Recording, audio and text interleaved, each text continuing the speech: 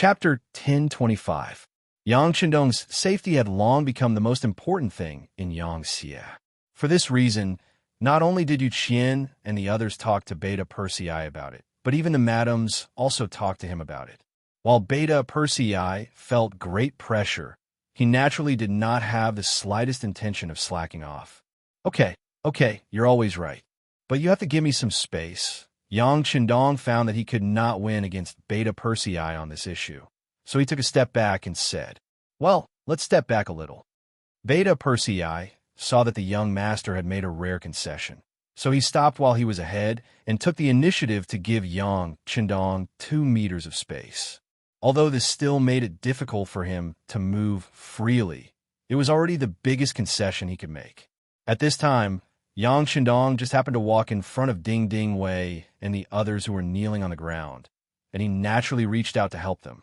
Ding Ding Wei's trembling body was helped up, and when he saw that the person who helped him was the 6th young master, he could not help but burst into tears, and tears flowed out uncontrollably. You've worked hard.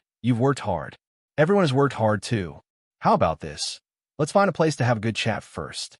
Yang Qindong took Ding Ding Wei's hand and looked at the people kneeling on the ground, and said kindly. Next, under Ding Ding Wei's guidance, they went to the yamen in the city.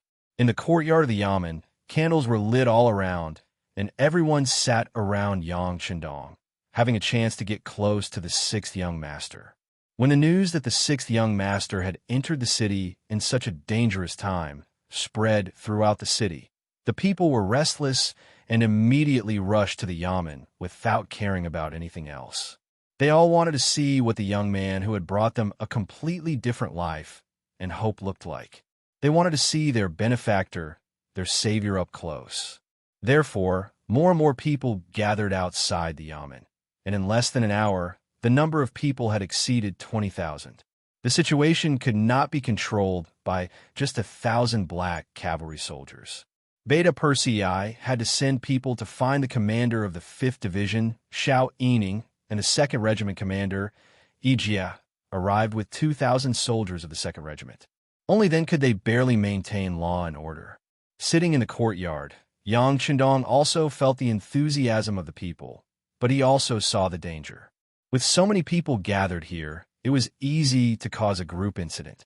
Once someone was squeezed, the consequences would be unimaginable. He immediately said to Ding Ding Wei, "Go and talk to the people. They can send some representatives, and I will receive them. But this courtyard is only so big, and it can't accommodate too many people. Most of the people should go and rest immediately. I will be staying in Suing City for a while, and there will be many opportunities to meet with everyone." "Yes, 6th young master," Ding Ding Wei replied and turned to make arrangements. Yang Qindong took this opportunity to summon the commander of the 5th Division, Xiao Yining, and asked him about the defense of the city. 6th young master, the 1st Regiment commander, Dang Liming, has already ascended the tower and taken over the defense of the city. With the help of General De In and 3,000 Cambodian soldiers, there won't be any problems. Once a battle breaks out, the 3rd and 4th regiments can enter the battlefield at any time. You can rest assured, Xiao Yining said confidently. Well, the soldiers will have to work hard next. Yang Qindong nodded. He knew very well that once the Siamese army knew that he was in Suing City, their attack would be incomparably crazy.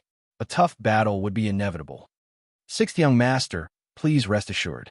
With the 5th Division, no enemy will be able to ascend the tower and enter the city. Xiao Yining stood at attention, full of confidence. I believe in the soldiers. Yang Qindong's eyes showed appreciation. The cold warriors should have such awareness and confidence. No matter what difficulties they faced, they must have confidence first. If they didn't even have confidence, then they had already lost half of the battle. Xiao Yining left to arrange the defense of the city, and Ding Ding Wei quickly came back. This time, he was accompanied by more than 20 representatives of the people. Under their persuasion, the other people had already retreated. Yang Qindong smiled and invited everyone to sit down in the courtyard. He also asked Beta Persei and the others to make hot tea and deliver it to everyone. Everyone got up one by one to express their gratitude and sat down again. At this moment, Yang Qindong's voice sounded. How is it? It must have been hard to defend the city for a while. I really don't know how you, with only 1,000 soldiers, managed to hold on until now. When this question was raised, Ding Ding Wei immediately put down the teacup in his hand and fell to his knees with a plop. He cried out loudly, "Sixth young master, this official is guilty, this official is guilty." "Hey, don't kneel, get up and talk." Yang Qindong signaled to Beta Persei with his eyes. Beta Persei stepped forward and helped the kneeling Ding Ding Wei up. Ding Ding Wei, who was helped up, still didn't dare to raise his head and said, "Sixth young master, I acted on my own initiative and mobilized the people. At the same time, I opened all the storehouses in the city and even took out the money in the Yang family's bank and said that I wanted to give it to the people who had contributed to the defense of the city. But the war was too fierce, and the money from before was not enough. I had to write some IOUs to them." Sixth young master, this time, Suing City was able to defend until today because of the full support of the people. You can punish me, but please cash in all the IOUs in their hands. I am guilty. I am guilty. As he spoke, Ding Ding Wei continued to kowtow to the ground. Fortunately, Beta Persei was prepared and helped him up again. There was such a thing. Yang Qindong was also surprised. He thought that Ding Ding Wei must have used some method to get the people to help defend the city, but he didn't think that he would be so bold as to touch the Yang family's bank. Under normal circumstances, if someone dared to do such a thing, he would naturally be punished severely or even sentenced to death. But in times of war, in order to achieve one's goal, all rules could be broken. Otherwise, if the Siamese army really entered the city, the Yang family's bank would not be spared. Yang Qindong, who already had an idea, didn't immediately express his opinion. Instead, he pondered for a moment before asking, "But how much money did Deputy Governor Ding promise? And how much money did he give out?" "Sixth young master, I have done some calculations. The amount of money given out is about 80,000, and the IOUs written are 50,000. The total amount is 130,000. I have." Ding Ding Wei finished and was about to kneel down again. "All right, Deputy Governor Ding, you did not do anything wrong, nor did you commit any crime. Everything is for the sake of expediency. I can understand. The silver you mentioned, I will not send people to take it back. Not only that, once the siege of Su Wang City is lifted, I will also send people to pay the silver that hasn't been paid." Fearing that Ding Ding Wei would continue to shout and admit his mistake and continue to kowtow, Yang Qindong simply spoke out his own opinions and views. Ding Ding Wei, who was about to kneel down, couldn't help but raise his head when he heard this. He looked at Yang Qindong in surprise, as if he didn't hear clearly. "You didn't hear wrongly. I said you did the right thing. Compared to losing 130,000 taels of silver, protecting Su Wang City, protecting the safety of the hundreds of thousands of people, and protecting the basic facilities of this city from being destroyed was a completely profitable matter. Why would I blame you for it? You have done well," Yang Qindong said with a laugh. This time, Ding Ding Wei could be said to have heard it clearly, and he couldn't help but cry again. He suddenly thought of the former king of Phnom Penh, Boromir. He thought that when the Phnom Penh dynasty was in danger, this person still guarded the treasury and refused to pay a single tael of silver. In the end, it led to a great defeat and the collapse of the country. The funny thing was that the silver he guarded was all taken by the five-star army in the end, but he kept it all and used it to develop the province of Cambodia. He didn't take a single cent. Now, after learning about the situation in the city, there was not a single word of questioning and criticism. Instead, there was encouragement and praise. This was such a contrast. No wonder the five-star army could have such a scale, and the Golden Rim dynasty was destined to become a thing of the past. The sixth young master is mighty. The sixth young master is mighty. The sixth young master is mighty. More than 20 people sitting on the side also said at the same time. They came here on behalf of hundreds of thousands of people in the city. The first question they paid attention to was whether Ding Ding Wei's previous promise would be recognized by the sixth young master. Now that they had personally heard Yang Qindong's words, All of them finally felt at ease and spoke in a loud voice of gratitude. "Quick, everyone, please get up." Yang Qindong smiled and helped the people up one by one with Beta Persei and the Black Cavalry. After they sat down, he continued to speak. Deputy Governor Ding's words represent the current Cambodian provincial government, and his words naturally count. But in my opinion, this is far from enough. Not enough? Everyone was confused by Yang Qindong's words. Yes, far from enough. This time, Suwon City has experienced this war, and now it's June. The food planted by the people has been destroyed, and there will be no harvest at the end of the year. So how can the people live? In the long run, at the end of this year, more relief food will be transferred from other cities and distributed to the people for free. Not only that, but all the food planted next year and after the new year should be exempted from all taxes. After 3 years, the tax will be paid at 30% of the normal harvest. Yang Qindong said in a firm tone. If he wanted the people to settle down and use them for his own purposes, he must be anxious about their needs and think about their needs. Only in this way can the world be peaceful and the country prosper. Long live the sixth young master. Ding Dingwei's expression was absent-minded for a while, but when he fully understood the meaning of Yang Qindong's words, he immediately knelt on the ground again and cheered. Chapter 10:26. The 20 or so people around him also knelt on the ground and cheered. It was obvious that this time they were cheering from the bottom of their hearts. All right, everyone, get up. In fact, it was not only for agriculture, but also for business. For example, people who made wood carvings in krom, Cambodia's national costume, also known as watercloth, could be exempted from taxes for 2 years. In the 3rd year, they only had to pay half of the business tax. In short, they had to find a way to let the people live a stable and satisfactory life again after the war. Well, in this regard, Deputy Governor Ding is an expert. You can write an application. I'll look at it later. If there are no problems, I'll approve it. Yes, I'll write it later. Ding Dingwei said excitedly. The ancient said that after the war, there would be a pandemic. This pandemic did not only refer to the plague that was easy to give birth to, but also the plague of the people's hearts. Everything had to start from scratch. Even eating was a problem. All kinds of problems were bound to follow. However, with Yang Qindong's concern and various feasible policies, there were no problems. With a good policy, the people would be able to live a stable and happy life again. Even if someone wanted to rebel, no one would follow. The conversation with Ding Dingwei and the people lasted the whole night. When the sun rose, Ding Dingwei's excitement was replaced by exhaustion. There were a few times when he looked sleepy. Yang Qindong waved his hand and arranged for someone to send him to rest. The people's representatives left with gratitude. They wanted to pass on the sixth young master's words and let all the people know. On the other hand, Yang Qindong turned around and headed up the city gate tower. He needed to show his face and give the other party a greater stimulation. In the Siamese army camp outside Suwon City, General Tong was angrily scolding a group of generals. Last night, their camp had been raided.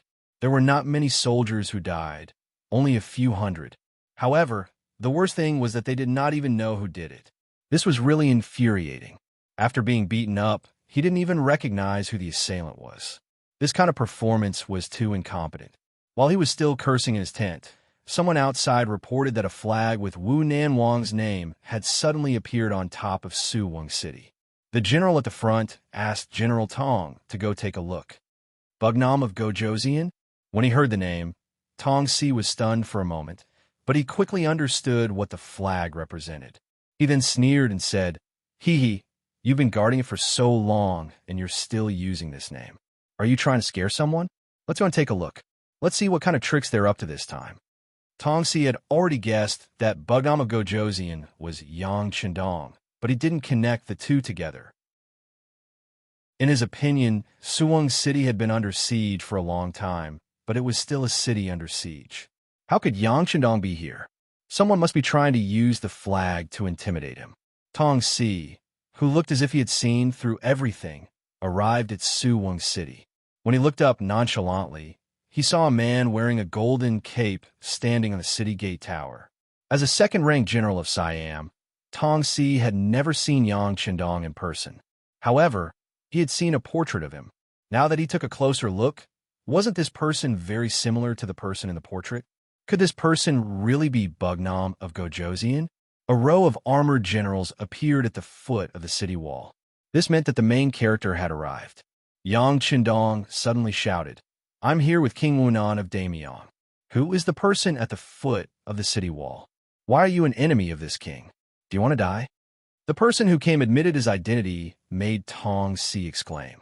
He suddenly remembered that a scout in the army seemed to have said that he had seen Yang Chendong. He immediately said to the guard beside him, "Go to the scout camp and ask if anyone has seen the real Bugnam of Gojoseon. Tell them to come here immediately." After the arrangement, Tong Si raised his head again and looked at Yang Chendong on top of the city wall. He shouted, "You said that you were Bugnam of Gojoseon, so you were Bugnam of Gojoseon. I think you are clearly pretending. Besides, when did Suwing City become the territory of the Great Ming Dynasty? This is clearly the old territory of the Golden Border Dynasty. This time, we received a request from the descendants of the Golden Border Dynasty to help them recover their lost land. If you are reasonable, you should leave the city early and surrender. You may be spared from death." Impudent.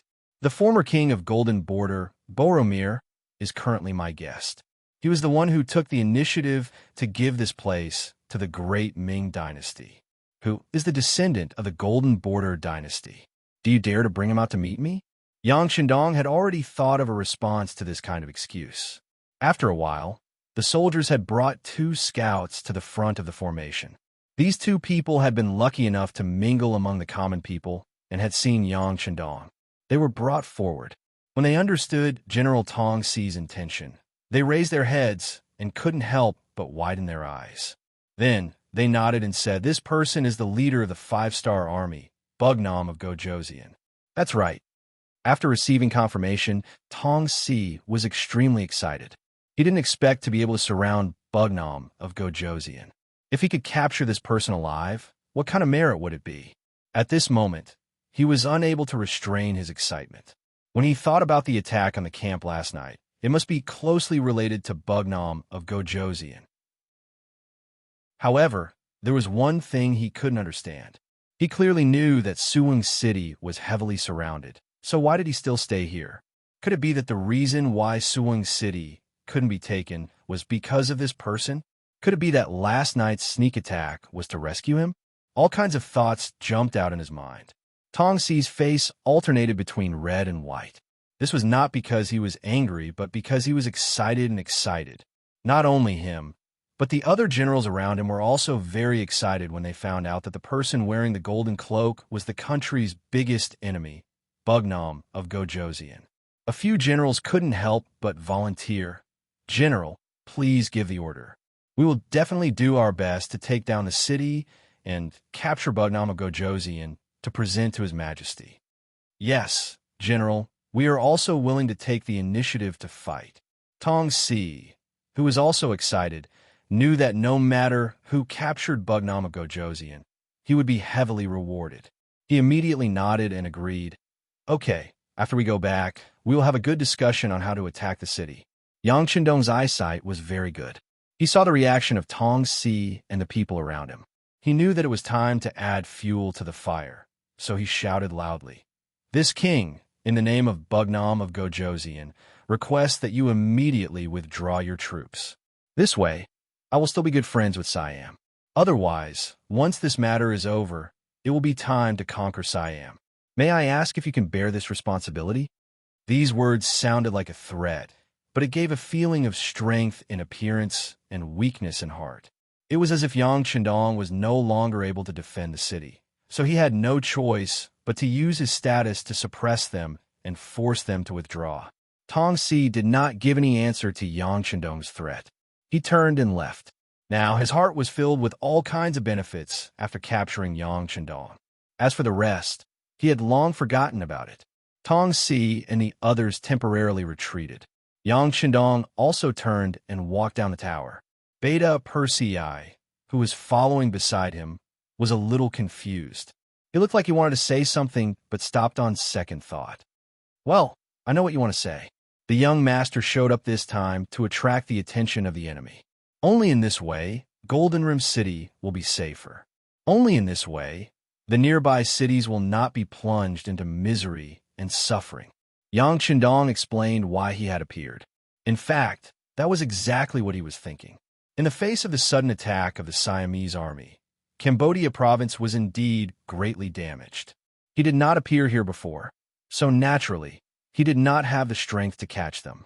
But since he was here, he had to end this situation. It was a pity that he had limited military strength, so he could only use himself as bait to attract the enemy. After the reason was clear, Beta Persei showed a look of surprise. Then, as if he had thought of something, he said anxiously, "Young master, if this is the case, then Suing City is really in danger?" Yang Chendong stopped moving forward and turned to ask Beta Persei, "What danger is there to speak of? With you and Master Lu here, can't you defend Suing City?" As long as Beta Persei is alive, I will never let anyone threaten the safety of the young master. Haha, you should keep your life. Otherwise, Kikij will come after me. Yang Chendong smiled and patted Beta Persei on the shoulder, then laughed and left. This scene made Beta Persei very excited. Then, his eyes became very determined. Since the young master dared to risk his life, then there was no reason for him to hesitate. Of course, he would accompany him all the way and give it his all. Tong Si returned to the camp with a group of generals. Then, he couldn't help but laugh excitedly. Good, I didn't expect Bugnam of Gojoseon to be in Suing City. This is really a gift from God. That's right. The other generals nodded in agreement, their faces filled with excitement. Good. Since Bugnam of Gojoseon is in front of us and is heavily surrounded, then we must not let go of this opportunity to capture him alive. If we can't, we can kill him, but we can't let him escape again. In this way, I order all the soldiers that were sent to the surrounding towns to come back and concentrate on attacking Suing City. At the same time, send this news back to the country and ask for more reinforcements and artillery. As long as we can take down Bugnam of Gojoseon, it'll be worth it no matter how big the price is. Yes, it's worth it. The other generals also agreed, and then a burst of proud laughter came from the military tent. On the city tower of Suing City, 3,000 Cambodian soldiers had been distributed on each tower, ready to defend the city with all their strength. Not only that, there were more than 10,000 people in the city gathered together and asked to defend the city together. Chapter 1027. Ever since Yang Chendong's actions were announced, the people in the city spread the news. It did not take long for the news to spread throughout the city. While the commoners were cheering, many of them took the initiative to stand out and express their gratitude for defending the city. Ding Ding Wei woke up after 4 hours of sleep. He walked out of the government office and found Yang Chendong. He represented the people in the city and asked for help. Okay, I agree. Yang Chendong thought for a while and agreed to let the people defend the city. This was not because he cared about Master Lu, but because he wanted to hide his strength. Since Master Lu did not know that he led the troops into the city, he could use this to confuse him. As for Master Lu, he might be able to play a key role at the crucial moment. Hence, after Yang Chendong agreed, 3,000 of the 10,000 people were chosen as the first echelon to the city tower. They would defend the city together with the 3,000 Cambodian soldiers. There were also 500 Coal Vanguard soldiers. They took off their military uniforms and changed into civilian clothes. This was to ensure that the city tower would not be breached. Just as they finished their preparations, the 20,000 Siamese troops appeared outside Suing City. They guarded the 4 city gates. There were 5,000 soldiers stationed at each gate. They formed a formation that focused their attacks everywhere. The 6,500 soldiers were stationed at the 4 city towers. They had a clear division of labor, and their morale was high. They knew that the 6th young master was watching them from afar. This was a good opportunity to perform. An hour later, the siege army was ready. The catapults opened up a path, and the boulders were thrown. Although the boulders were not accurate, the momentum was not bad. With such momentum, the 20,000 Siamese troops roared as they charged forward. The siege had officially begun. This was destined to be a tragic battle to defend the city. Considering that they could not reveal their trump cards now, Master Lung did not use the guns that he brought. A battle of swords against swords, spears against spears, and spears against spears began. Battle cries, shouts, screams, and scoldings filled the 4 city towers for an entire day. There were a few times when the Siamese army managed to charge up the city walls, but they were quickly pushed back by the soldiers of Lung Wu's coal vanguard. With Yang Qindong as bait, the Siamese army did not stop attacking. By the time it was dark and they had to retreat, the Siamese army had left behind more than 6,000 dead bodies and countless wounded. Successfully defending the city gate tower was not without a price. Out of the 3,000 Cambodian soldiers and the 3,000 civilians in the city, the number of casualties reached 2,000. Even the 500 cold vanguard warriors lost nearly 10 people, and more than 30 were injured. Yang Qindong had already expected that people would die in a war, not to mention that he had given up on the advantage of his musket. However, he could still afford such a loss. What he needed now was time for reinforcements to arrive. The reinforcements he was waiting for were the 1st Cavalry Division and the 1st Cavalry Division of the new army. There were nearly 20,000 people in total. From the moment Yang Qindong learned that the Siamese army had launched an attack, he sent a telegram to the grasslands' 1st city. The 2 divisions also left the grasslands Benyugan Dusi area on the 3rd day after receiving the telegram, which was also Liaodu, and headed towards North Korea.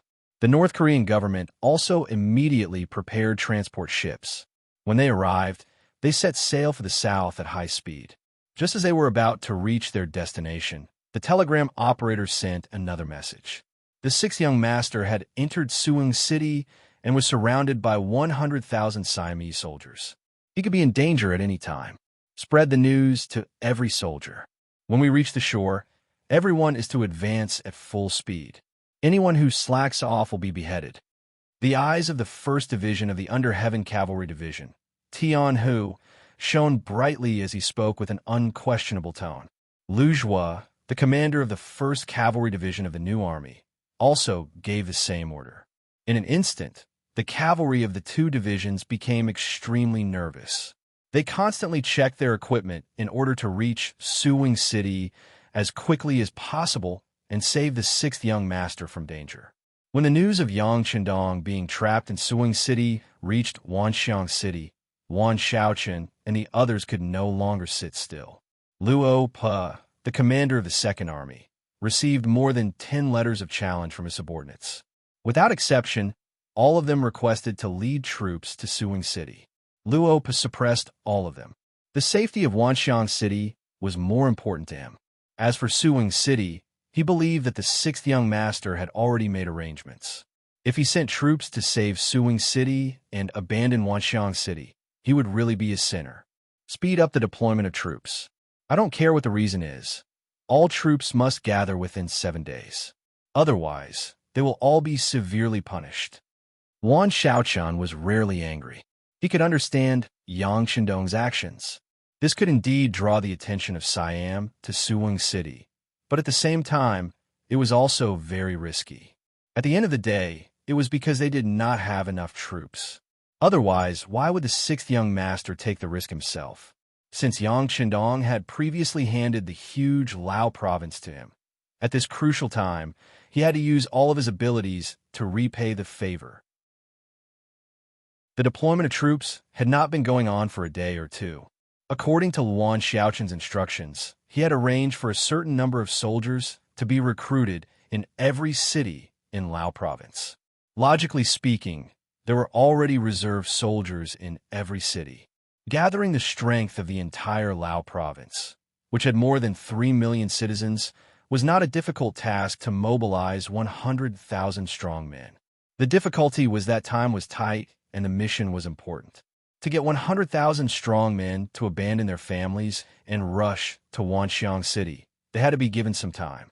Now that the 6th young master did not even care about his own life, what else was there to prepare? If not for the fact that he had to consider the distance between the cities, he would not even give them 7 days. After the order was sent out by the scouts, Wan Xiaochun, Commander Luo, Minister Long Tainan, and General He Guang started to discuss the plan to counterattack the Siam army. In Wanxiang City, there were 10,000 Lao soldiers and the 2nd and 6th Master, Lu, from Lungfeng. In total, there were about 27,000 people. It would be difficult to break through the 200,000-strong Siam army with such a force.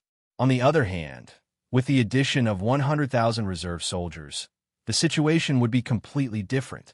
At that time, 2nd Master Lu and 6th Master Lu would only need to continuously charge and not care about anything else.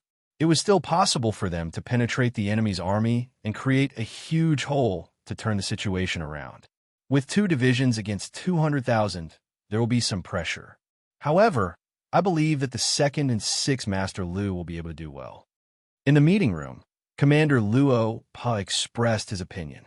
This time, even the 6th young master was personally involved. As the commander of the 2nd Master Lu, he had no reason to back down. Okay, I will do my best to handle the logistics. The main force of Lungfeng can proceed without worry. Wan Xiaochun said, I will lead the troops with General He Guang. Things like transporting food and ammunition, cleaning up the battlefield, and taking care of the prisoners will be left to the reserve soldiers. Long Tainan also stood out. This time, since it was such a coincidence, he had to perform well no matter what. He could use this opportunity to satisfy his addiction of leading troops. The 3 main characters were assigned their respective tasks. Next, it was time to take care of the public affairs. Those who needed to prepare the resources would prepare the resources, and those who needed to mobilize the soldiers would mobilize the soldiers. In Wanxiang City, a storm was brewing. In Suing City, after Yang Qindong appeared, they defended the city for another 8 days. In these 8 days, less than 1,000 of the Cambodian soldiers were left. The rest were either dead or injured. The citizens of Suing City also paid the price of more than 4,000 lives and more than 5,000 injured. Even the soldiers of the 5th Master, Lu's Lungfeng, suffered more than 100 casualties. After 6 days of intense defense, they had used up all the resources that were originally used to defend the city. Fire, oil, wood, stones, and even bows and arrows were all used up. They had also used up almost all the men in Suing City.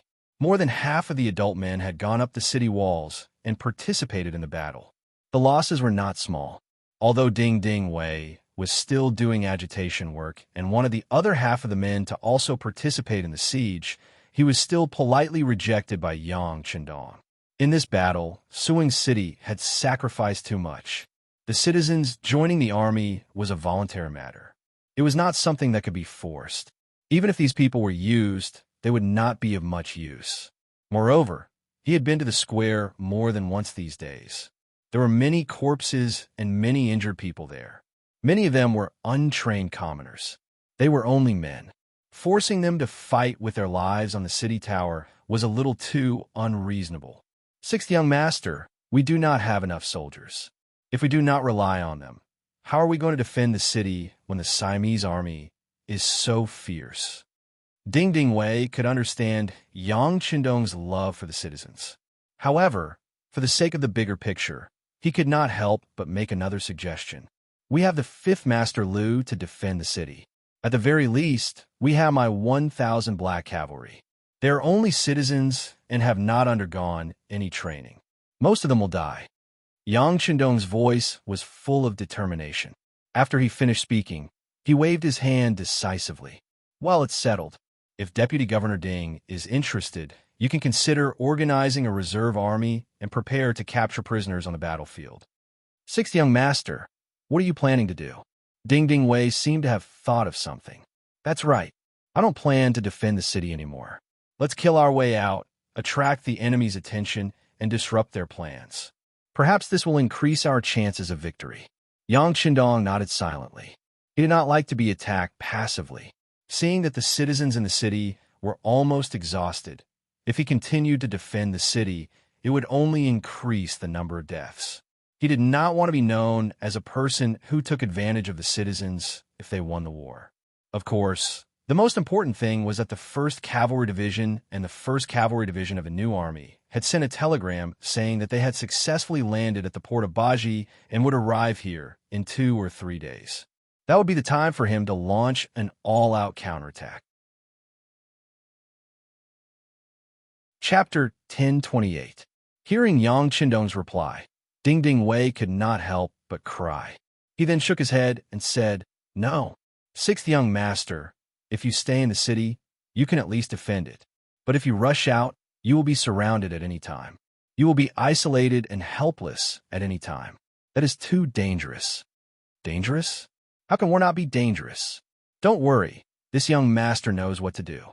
Yang Qindong could feel Ding Ding Wei's concern from the bottom of his heart. He patted his shoulder and said, "Then it's decided. You just need to organize your men to clean up the battlefield." Yang Qindong decided to leave and called the commander of the 5th Division, Xiao Yining. "Commander Xiao, the most brutal battle has come. I don't know if you have the confidence to face the Siamese army in an open field for 3 days. Remember, within 3 days, there may not be any reinforcements and no one will replenish our ammunition. 6th young master, I promise to complete the mission." Xiao Yining gave a standard military salute and said confidently. This time, the 5th Division came in a hurry. In order to pursue speed, many divisions and regiments did not bring their heavy weapons. They did not even bring a lot of ammunition. This was their shortcoming. But since it was the task requested by Yang Qindong, even if they used up all the bullets and destroyed all the swords, in the end, they had to bite with their teeth and grab with their hands to fight with the enemy until the last moment to complete the task of guarding for 3 days. Okay, then you go and prepare. All right, there is still some ammunition in the warehouse of the Yang family bank in the city. Take it and equip the troops. Yang Qindong said encouragingly. As for the ammunition in the bank, it was originally not there. He took it out from the warehouse at the last minute. A small amount of ammunition could be used to bluff their way through, but if they prepared too much, they would not be able to hide it even if they wanted to. Even so, the manager of the Yang family bank in Suing City was still confused. No matter how hard he tried, he couldn't think of any ammunition stored in the depths of the warehouse. Xiao Yining happily took his men to collect the ammunition. In Yang Qindong's opinion, with the help of these ammunition, there would be no problem in defending the upper 3 days against the cold weapon army armed with sabers, spears, swords, and sticks.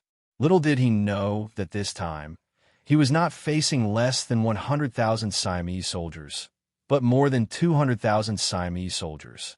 Ever since Tong Si saw Yang Qindong appear in Suing City, he sent someone to send the news back. Then, he used his authority to mobilize the Siamese army behind him. When the news reached Bangkok, King Ili Chi immediately mobilized 150,000 troops towards Suing City, along with 50 cannons. Only when he saw Ding Ding Wei and did he say a few more words. "I will go out this time to make my name known.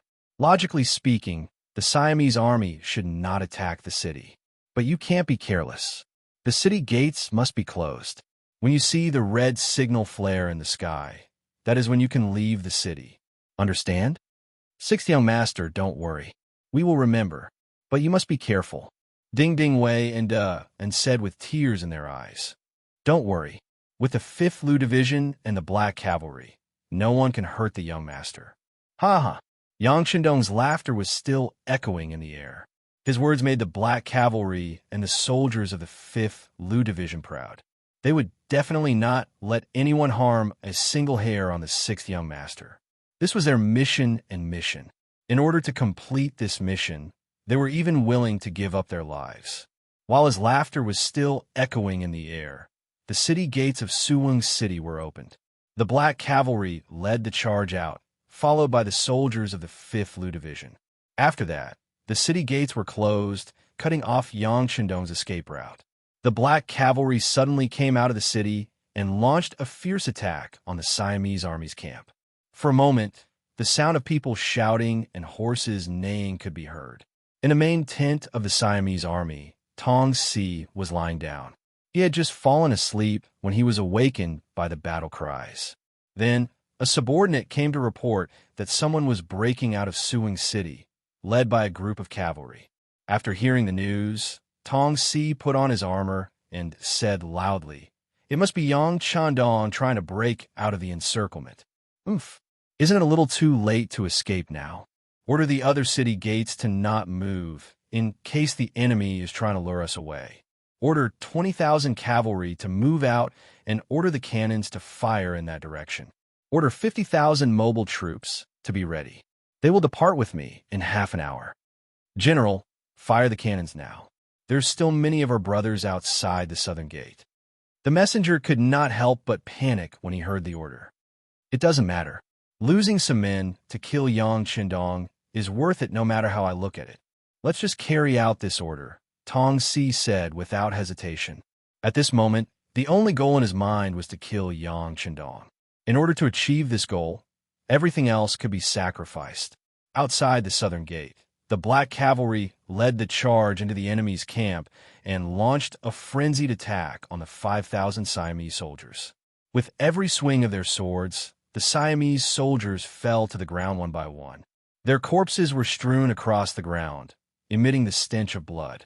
The Black Cavalry was brave and fierce. The 5,000 Siamese soldiers were no match for them.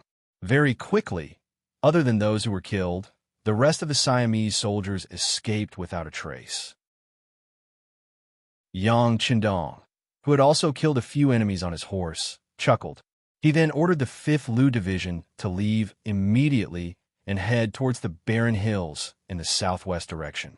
He had landed there when he arrived, and it was a good place to attack and defend.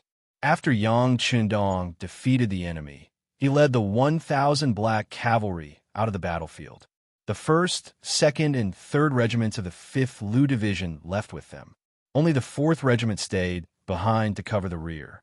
The 4th Regiment was the cause of the accident. The 4th Regiment commander, Ru Kai, followed the original plan and walked at the back to ensure the safety of the army. The group didn't seem to be in a hurry, and Ru Kai didn't seem to be in a hurry either. With a gun in his hand, he was confident that he wouldn't be afraid even if the enemy chased after him. As long as he could hold them off for a while, the barren hills a dozen li away from the city would form an effective defensive formation. At that time, he would be absolutely safe. Ru Kai was very confident, but he had forgotten one thing. Or rather, he had overlooked one thing. What if the other party also had firearms?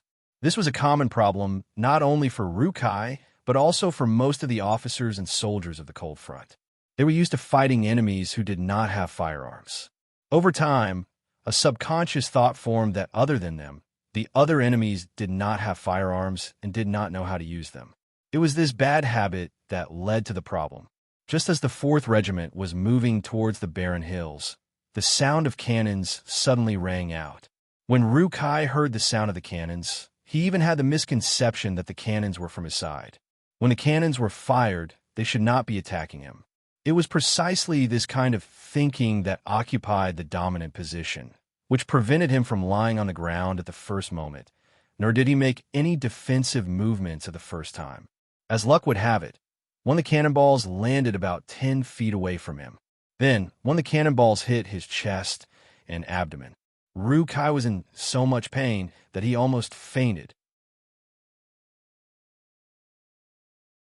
Chapter 1029. At the same time as Ru Kai, there were also a dozen or so soldiers who were injured by the bombardment.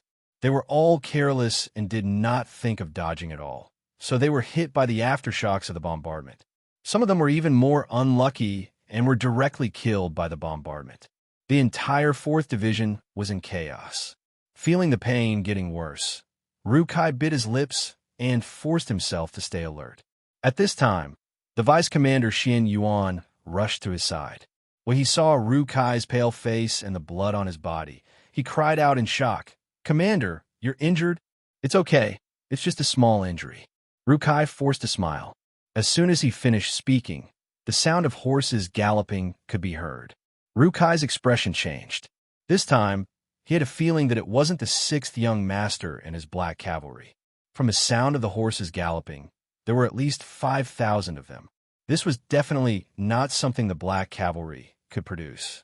Rukai was shocked that the Siamese army had artillery and cavalry. However, he still said in a serious tone, "How about this, Deputy Commander Xian? I order you to immediately retreat with the main force of the regiment. All the injured soldiers will stay behind and cover the rear with me." "No, Commander, I will stay behind and make arrangements to bring you away."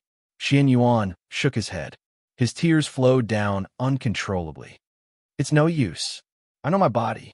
Under such circumstances, it's hard to save me. All right, follow my orders. Quick." Rukai shook his head. He knew that if he gave the order, Xian Yuan would really stay behind to cover the rear. However, he didn't want to leave the hope of survival to himself and push his comrades to their deaths. Not to mention, he was already half dead. Even if he escaped and was saved, he would only be a cripple in the future.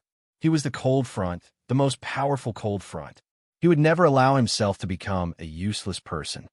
"Commander," Xian Yuan continued to call out, "please tell the 6th young master that Rukai, I've been very proud since the day I joined the cold front. I have never regretted it." With a happy smile on his face, Rukai ordered again, "Xian Yuan, I now appoint you as the acting commander of the 4th Division. Take the soldiers and retreat. Quick." "Yes." Xian Yuan gave a very standard military salute, turned around with tears in his eyes, and loudly announced the order. Many soldiers had already noticed everything that had happened here, but military orders were obeyed. At this moment, everyone could not stay here any longer. Many soldiers saluted in the direction where Rukai had fallen in the night, and then the main force of the regiment began to retreat rapidly. Just as Xian Yuan retreated with the main force of the 4th Regiment, another rumbling sound of cannons rang out.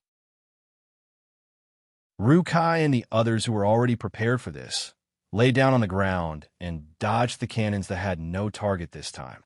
When they raised their heads, the sound of horse hooves was already very close to them.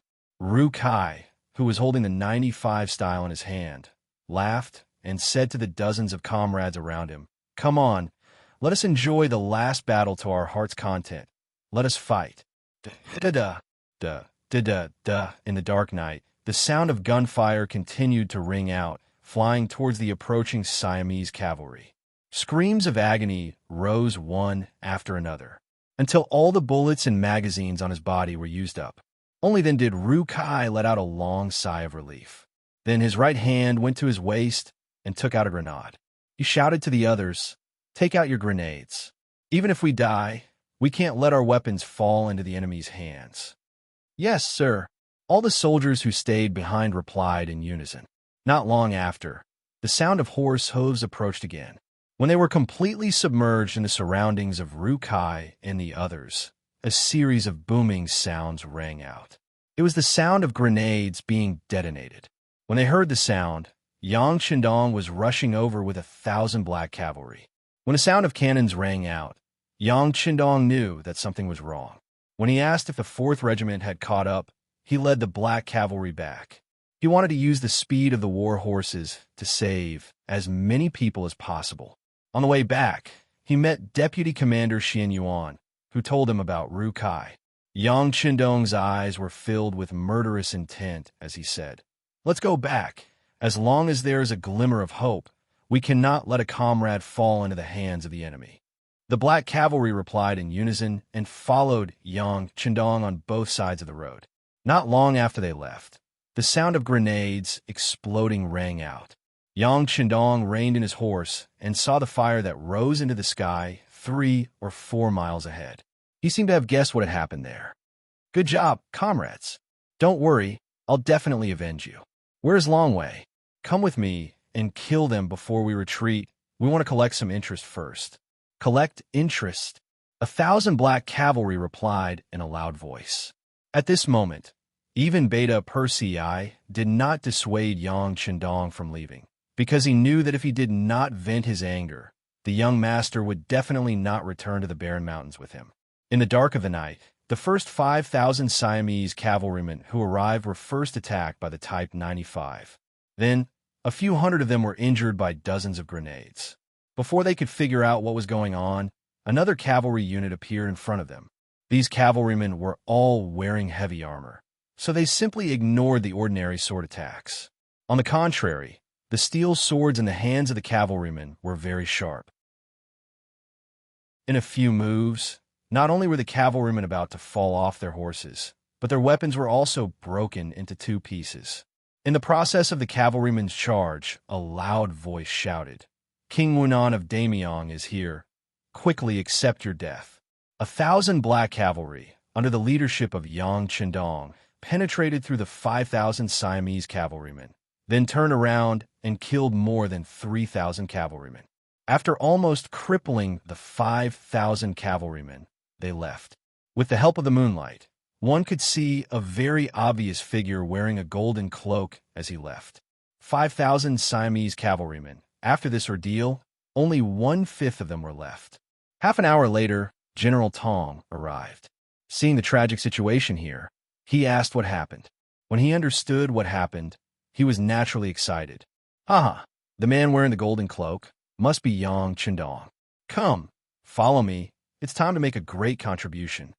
On the barren mountains, Yang Chendong had already retreated with the black cavalry. The soldiers of the 5th Division had already set up a defensive formation. At this moment, they were digging fortifications and preparing for a long battle. At this moment, almost everyone was lowering their heads and working. They regarded the sacrifice of Ru Kai as a kind of motivation and suppressed it in their hearts, waiting for a moment to erupt. Yang Chendong stood behind the trench and stared at the darkness in front of him. Artillery first, then cavalry. He did not receive news of this in advance. It seemed that there was a problem with the intelligence network. Facts also proved that on the battlefield, any small mistake could lead to a very fatal problem. At this moment, Yang Chendong could not help but think of Yunk, the head of the Security Bureau in Southeast Asia, who was still recuperating in Chechen City. Because of his health condition, Yunk was recuperating in the first hospital of Chechen City. The intelligence here was handed over to his assistant, Golden Rooster. The name was not bad. It sounded like a golden rooster standing on one leg. However, since the beginning of the war, when Siam was preparing to send out troops, until the beginning of the war, there was no warning in advance. This golden rooster was simply useless. It was precisely because of his work mistakes that they suffered setbacks on the battlefield. Now, even the 4th Regiment commander was sacrificed. Golden Rooster was unforgivable if he was to be held accountable. Send a report to Yang-san. I want an explanation. I also want an explanation for the soldiers. Yang Chendong said in a cold voice. Beta Persei, who was standing next to him, could not help but shudder. He knew that someone would have to pay the price for Rukai's death. In the camp of the Siamese army, shortly after a grenade explosion, General Tong arrived with his men. He learned from the other cavalry that Yang Chendong had already left the city and was guarding the barren hills outside the city. He didn't run. Ha! Very good. Then you don't have to run. Order, surround the barren hills. Not even a fly is allowed to fly out. Quickly mobilize the troops, surround this place, and launch an attack as soon as possible. At the same time, send a message to His Majesty, asking for more troops. As long as we can take down this big fish, the Siamese army will soar. As Tong shouted excitedly, more and more Siamese soldiers surrounded the barren hills. The scouts of the 5th Division also kept reporting what they saw to Yang Chendong's ears. 6th Young Master, you should retreat first. It's too dangerous here. The commander of the 5th Division, Xiao Yining, stood in front of Yang Chendong and said earnestly, his life was worthless, and he could put it in any dangerous place. However, Yang Chendong was different. He was the soul of Yangxia. If something happened to him, the future of the entire Yangxia would be unimaginable. I won't leave. Only by staying here can I attract the full attention of the Siamese army and ensure the safety of the other cities. Commander Xiao, I don't have to say much. If you have this time, you'd better find the position of the enemy's artillery, lock onto him, and don't let it play a role in the next battle. Yang Chendong sat on a boulder and said unhurriedly. He wanted to place himself in a dangerous place. Only then would the soldiers put their lives on the line and have a chance of winning the battle. The 5th Division possessed firearms that were more advanced than the firearms of this era, but after all, they only had 8,000 soldiers. According to the scouts, the number of Siamese soldiers surrounding the barren hills had reached more than 100,000, and the number was still increasing. This battle was destined to be extremely difficult. If they couldn't hold any ground, the consequences would be unimaginable. If he left now, it would be the same as putting the 5th Division in an extremely dangerous situation. This was not something he wanted to see. He wanted to stay and hold the fort with everyone. He believed that as long as he was here, the soldiers will the fight would not be extinguished. Reinforcements would also arrive at a faster speed. Chapter 10:30. After all, there were more than 10 times, 20 times, and possibly even more enemies. Even if they were fully equipped with firearms, once the enemy decided to fight without regard for their lives, the firearms wouldn't be able to withstand it. The firearms would be fine, but they wouldn't have enough bullets. This was destined to be a fierce battle, a huge battle. Hearing Yang Chendong's determination, Xiao Yining could only sigh and leave. Since the 6th young master was not willing to leave, he would not allow any enemy to reach the barren mountain, even if he had to sacrifice his life and the entire 5th Division.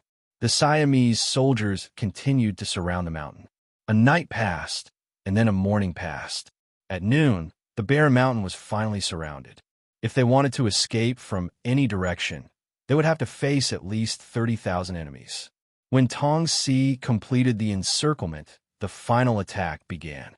At 1 o'clock in the afternoon, the sound of war drums could be heard from all around the barren hills. Then, soldiers in Siamese uniforms appeared from all directions. They were either holding swords, spears, or swords and shields. They approached the barren hills from all directions. The sound of war drums could be heard in all directions, guiding the Siamese soldiers forward step by step. Looking down from the top of the barren mountain, one could see the enemy's silhouettes. They were like ants as they approached. 1,000 meters, 800 meters, 600 meters. As the enemy approached, the soldiers of the 5th Division were very calm. Long years of training had allowed them to maintain a calm heart. The Bugnam of Gojoseon flag, which represented Yang Chendong's identity, was placed at the highest point of the barren mountain. Every soldier who saw it felt warm in their hearts. They firmly believed that as long as the flag did not fall, they would not stop fighting. 500 meters, 400 meters, 300 meters. When the enemy was 300 meters away, the first gunshot was fired by Xiao Yining. The bullet spun out and hit a soldier in the Siamese flag. As the Siamese flag fell, tens of thousands of guns were fired at the enemy who was approaching them. Tong Si only knew that Yang Chendong was on the barren mountain, but he had no idea how many 5-star army soldiers there were. He didn't get any information in advance, nor did he have any advanced equipment like high-power binoculars. Everything was done by relying on the naked eye and estimation. This caused him to suffer a big loss in the first round of gunfire. Under the simultaneous firing of tens of thousands of guns, the firepower was intertwined. Among them, there was no lack of large-scale weapons like the machine guns used by the 95th Squad. The Siamese soldiers charged for less than a quarter of an hour before they were forced to retreat. Behind them, corpses littered the ground like a mountain. No one was fearless of death, especially when many of their companions were killed before they could even see the face of the enemy. This scene frightened the unprepared Siamese soldiers. When some of the shield-wielding soldiers realized that their opponents weren't shooting arrows, but bullets, they realized how ridiculous it was for them to hold shields. In such a situation, they could only retreat. In less than a quarter of an hour, more than 3,000 corpses were left behind in all directions.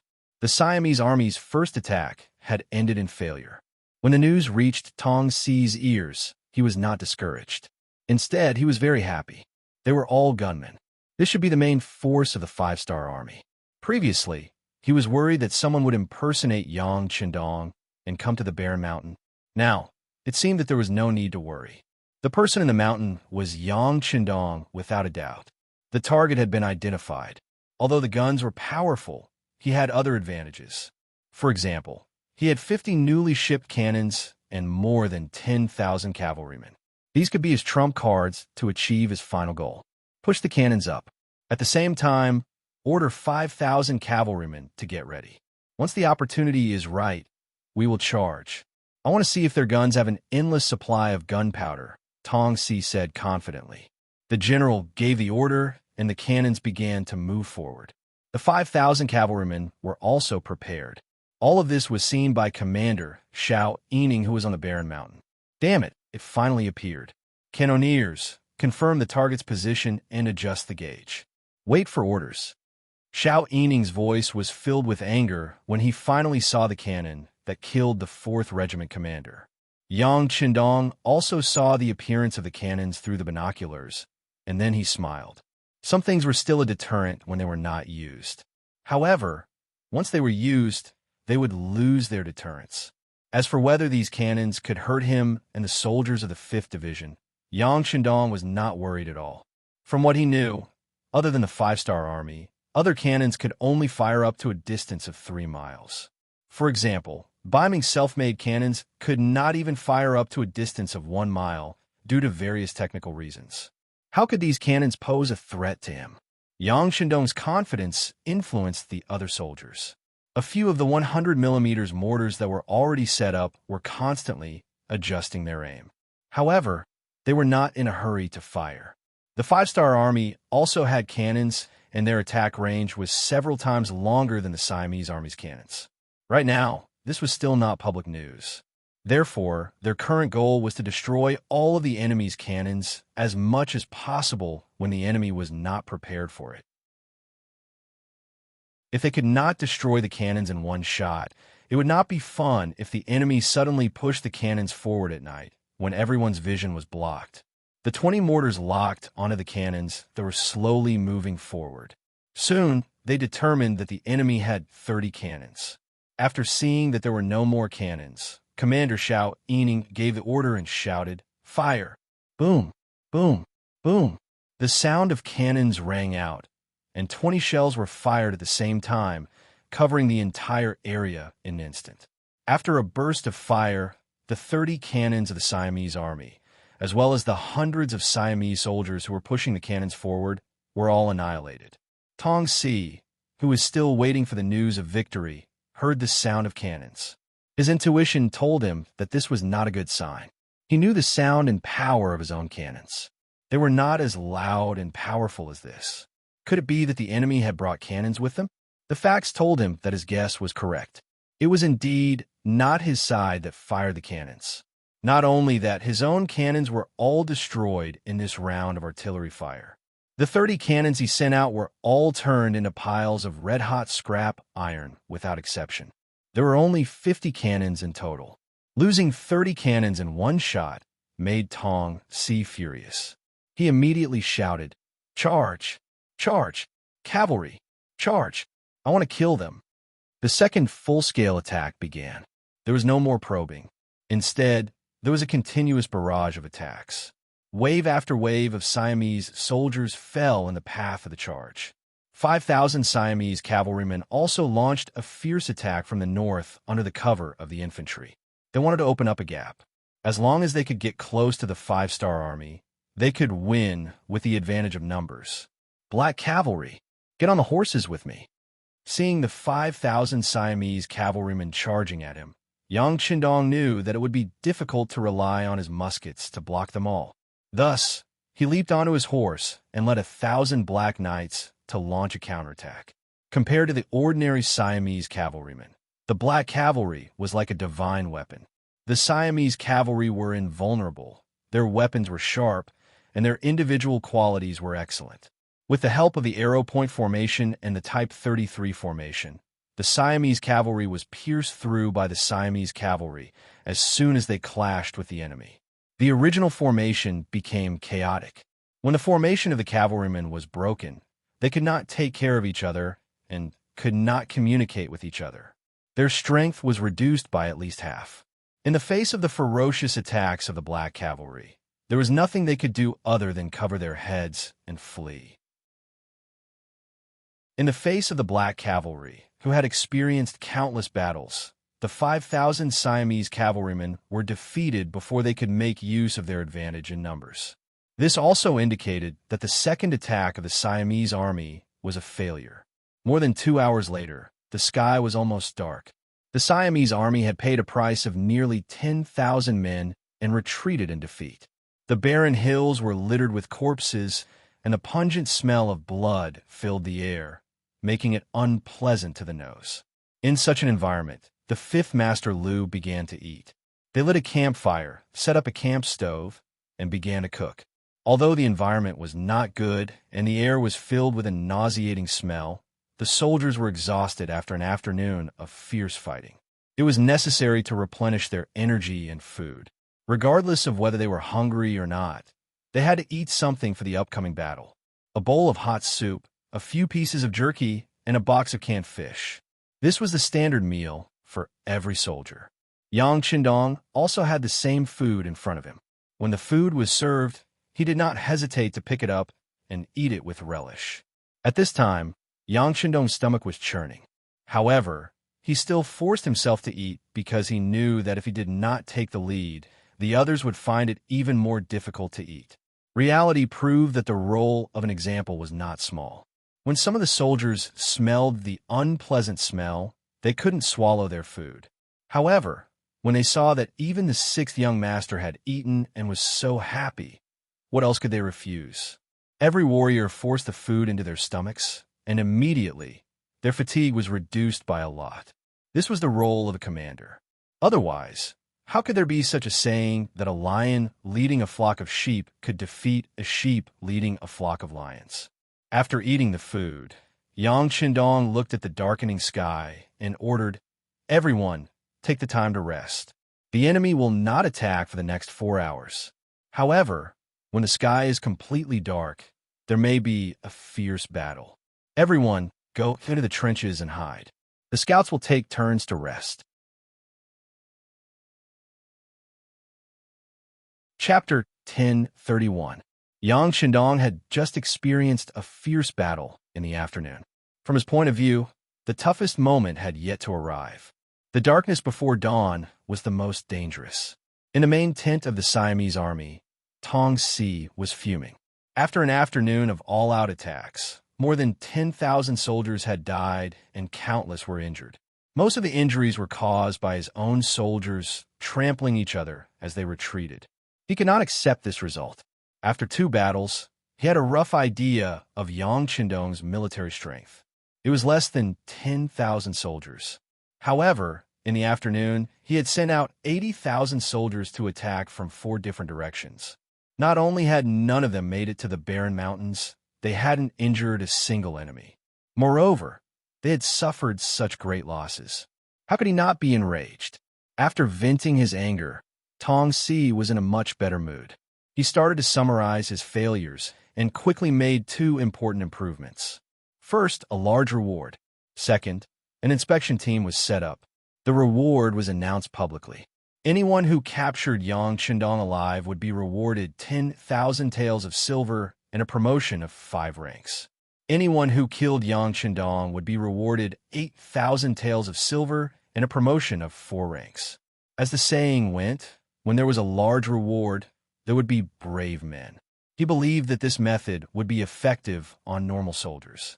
After all, once this matter was completed, it would change their lives. The inspection team was specially prepared to deal with soldiers who fled in defeat. It was not enough to motivate them with money. They also had to place a lock behind the soldiers. Once they retreated, they would be killed without mercy. In that case, he believed that even if he was tired, he would be able to exhaust the 5-star army to death. Not only these 2, Tong Si also decided to launch an attack at night. Although they were not good at night battles, they could only send the remaining 20 cannons up with the help of the night. Not only that, he also mobilized the remaining 10,000 cavalrymen. His experience during the day told him that the 5-star army was better than the cavalrymen. However, they were not without weaknesses. For example, in terms of numbers, the enemy was at a disadvantage. The 5-star army had a limited number of cavalrymen. They might be able to defend against the cavalrymen in one direction, but what if they attacked in all directions? the Shadow Cavalry would not be able to disperse their forces. He constantly changed his attack methods and made various preparations.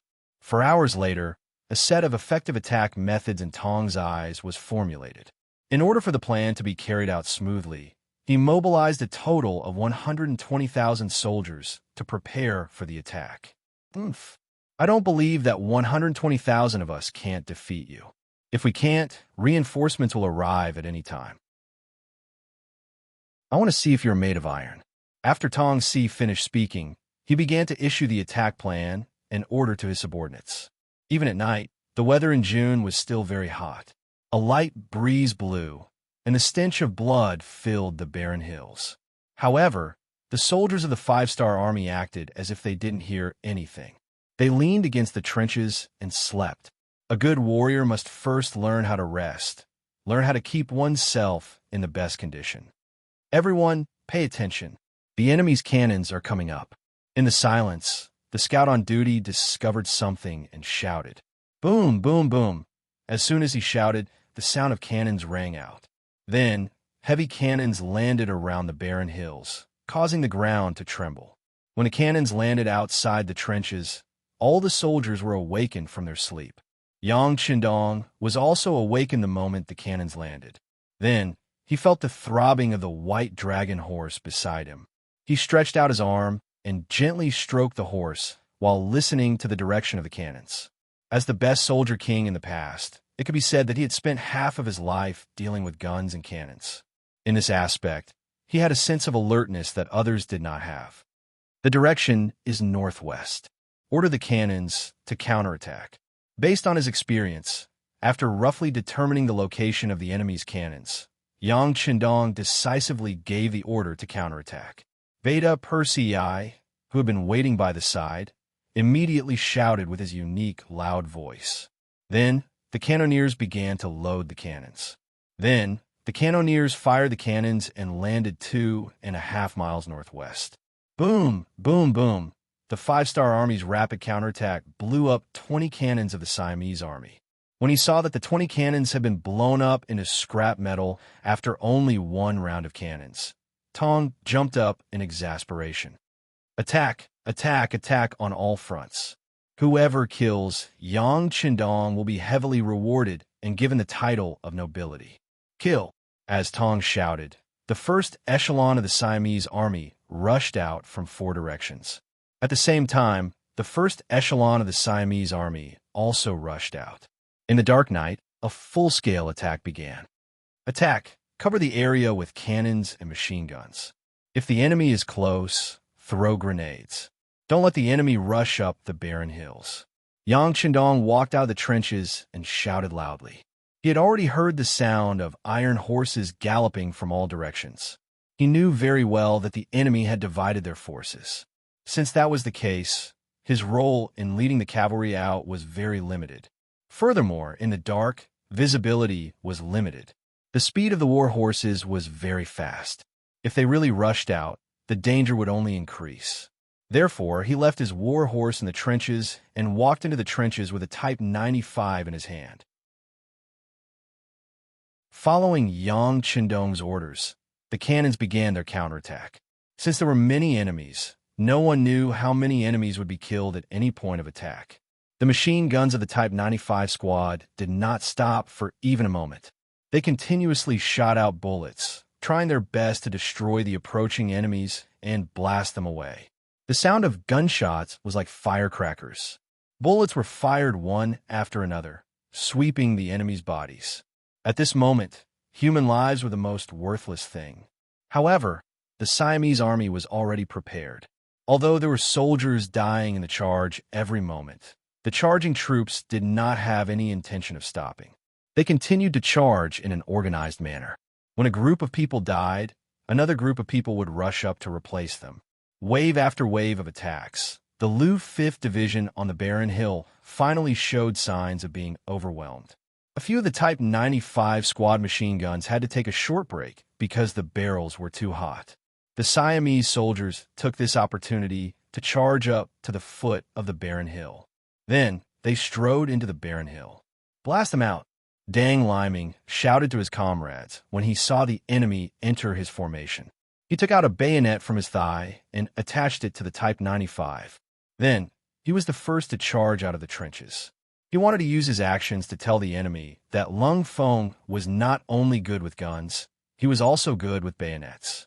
The regiment commander rushed out, and the other soldiers also flashed their bayonets one by one. They followed closely behind and pounced towards the enemy outside the trenches. Every soldier widened their eyes and used all of their strength to deliver a fatal shot to the enemy's chest according to the requirements of the assassination training. Use the grenades as cover. Suppress the enemy's charging momentum. The battalion commander behind Commander Dang Liming shouted as he pulled out a grenade from his waist and threw it forward. Immediately, there was a thunderous roar, and the Siamese soldiers roared as they repelled the enemy's attack. At the same time, Dang Liming took the lead and led a group of soldiers to kill the Siamese at the front and reclaim the position that they had lost. The machine guns that had been cooled down by cold water rang out again, suppressing the enemy's approach. This kind of repeated battle for positions happened many times that day. It was not until late at night, when it started to drizzle, that the Siamese troops stopped attacking. The battlefield became quiet again. Clean up the battlefield, check the injuries, and check the weapons and equipment. Xiao Yining, the commander of the Lu 5th Division, patiently walked in the trenches and passed down orders to the soldiers. Sometimes, he even reached out to help some of his comrades carry the bodies or bandage the wounds. Yang Qindong led 1,000 Black Knights and sat on the highest point of the Bear Mountain. From the beginning of the war until now, even when the trenches were about to be taken, they did not make a move. They had been conserving their strength because they knew that there would be more important tasks for them to complete. 6th Young Master, the casualty statistics are out. After a day and a night of fighting, more than 400 soldiers of the 5th Division were killed, more than 1,000 were seriously injured, and 5,000 were injured. Xiao Yining said in a sobbing voice. For him, this was the biggest sacrifice he had made since he joined the Battle of the Cold Front. In the face of Xiao Yining's complaints, Yang Qindong did not reprimand, nor did he console him. He only replied with 3 simple words, "Got it." After saying these words, he finally got up slowly and patted the white dragon horse beside him. "Old man, it's time for us to show our power. Are you ready?" Although it was only a war horse, the white dragon seemed to be able to understand Yang Qindong's words. It could not help but raise its neck and neighed. This caused Yang Qindong to laugh out loud. "All right, since you're ready, then let's have a big fight. Brothers, are you ready?" "We're ready." 1,000 Black Knights answered him in unison. Beta Persei was also standing among the Black Knights. After answering this sentence, he carefully took a few steps forward. "6th Master, why don't you not participate in this operation? Anything can happen on the battlefield." Yang Qindong already knew what Beta Persei was going to say. Without waiting for him to speak, he had already said, "There's no need to persuade me. The soldiers can fight with their lives on the line and be fearless. Why can't I? It's settled. We'll attack in 4 groups according to the plan." 1,000 Black Knights were divided into 4 groups. Yang Qindong, Beta Persei, 1st Brigade Leader Qiu Vi, and 2nd Brigade Leader Dao Xiao would each lead a group to attack. This was originally part of the plan. How could they change it at the last minute? Chapter 1032. Beta Persei had followed Yang Qindong for a long time and knew the temperament of the young master well. Most of the time, he was easy to talk to and listen to advice. However, once he made a decision, it was not something that could be changed at any time. Knowing that it was useless to persuade him, Beta Persei spoke to Badeo Jiang and Peng Yu, who were in Yang Qindong's team. "I'll leave the young master's safety to you. If anything happens, I'll kill you. Second brother, don't worry. Even if we die in battle, our souls will protect the 6th young master and bring him back safely." Badeo Jiang and Peng Yu said with a solemn expression. 1,000 people were divided into 4 teams, which meant that each team had about 250 people. Due to the rain, the Siamese soldiers had to rest and reorganize. When they stopped attacking, Yang Qindong personally led them to launch a counterattack.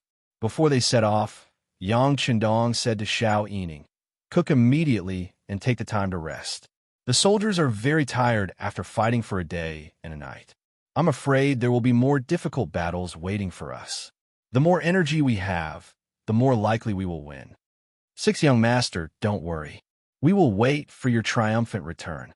Hot meals will be waiting for you and the Black Cavalry." Xiao Yining stood straight and saluted. "Definitely." Yang Qindong's face revealed a confident smile. Then he lightly clamped his legs and rode the white dragon horse in the direction of the retreating Siamese soldiers. The battle had been going on for a day and a night. Under the tense atmosphere, the Siamese soldiers were exhausted. Taking advantage of the light rain, they rested for a short while. From their point of view, the 5-star army was small in number, and it was almost impossible for them to change the battle. They were tired and needed a rest. Their opponents should take this opportunity to lie down on the ground and rest. It was impossible for them to launch a counterattack and threaten the Siamese soldiers. Under such circumstances, the Siamese soldiers did not even bother to send out their sentries. In the dark night, the soldiers gathered in circles to cook. They enjoyed the warm meal in the rain to replenish the nutrients their bodies lacked. Just when the meal was ready and everyone was about to eat, the sound of galloping horses approached from afar. When the Siamese soldiers at the front heard it, they were all in disbelief. They did not believe that the 5-star army would take the initiative to cause them trouble. What right did they have? Regardless of whether they believed it or not, the cavalry of the 5-star troop was really here. Just as some of the vigilant Siamese soldiers stood up, a group of black figures emerged from the darkness. Under the light of the bonfire, the gleaming silver broadswords slashed at the frightened Siamese soldiers. The Siamese soldiers were unprepared for the sudden attack and suffered a great loss. Most of them were chopped in half and turned into corpses before they could even hold their weapons. A few lucky ones turned around and fled. They led the Black Knights to another camp and repeated the previous attack. Yang Qindong had always been at the front of his team. His physical fitness was already very good.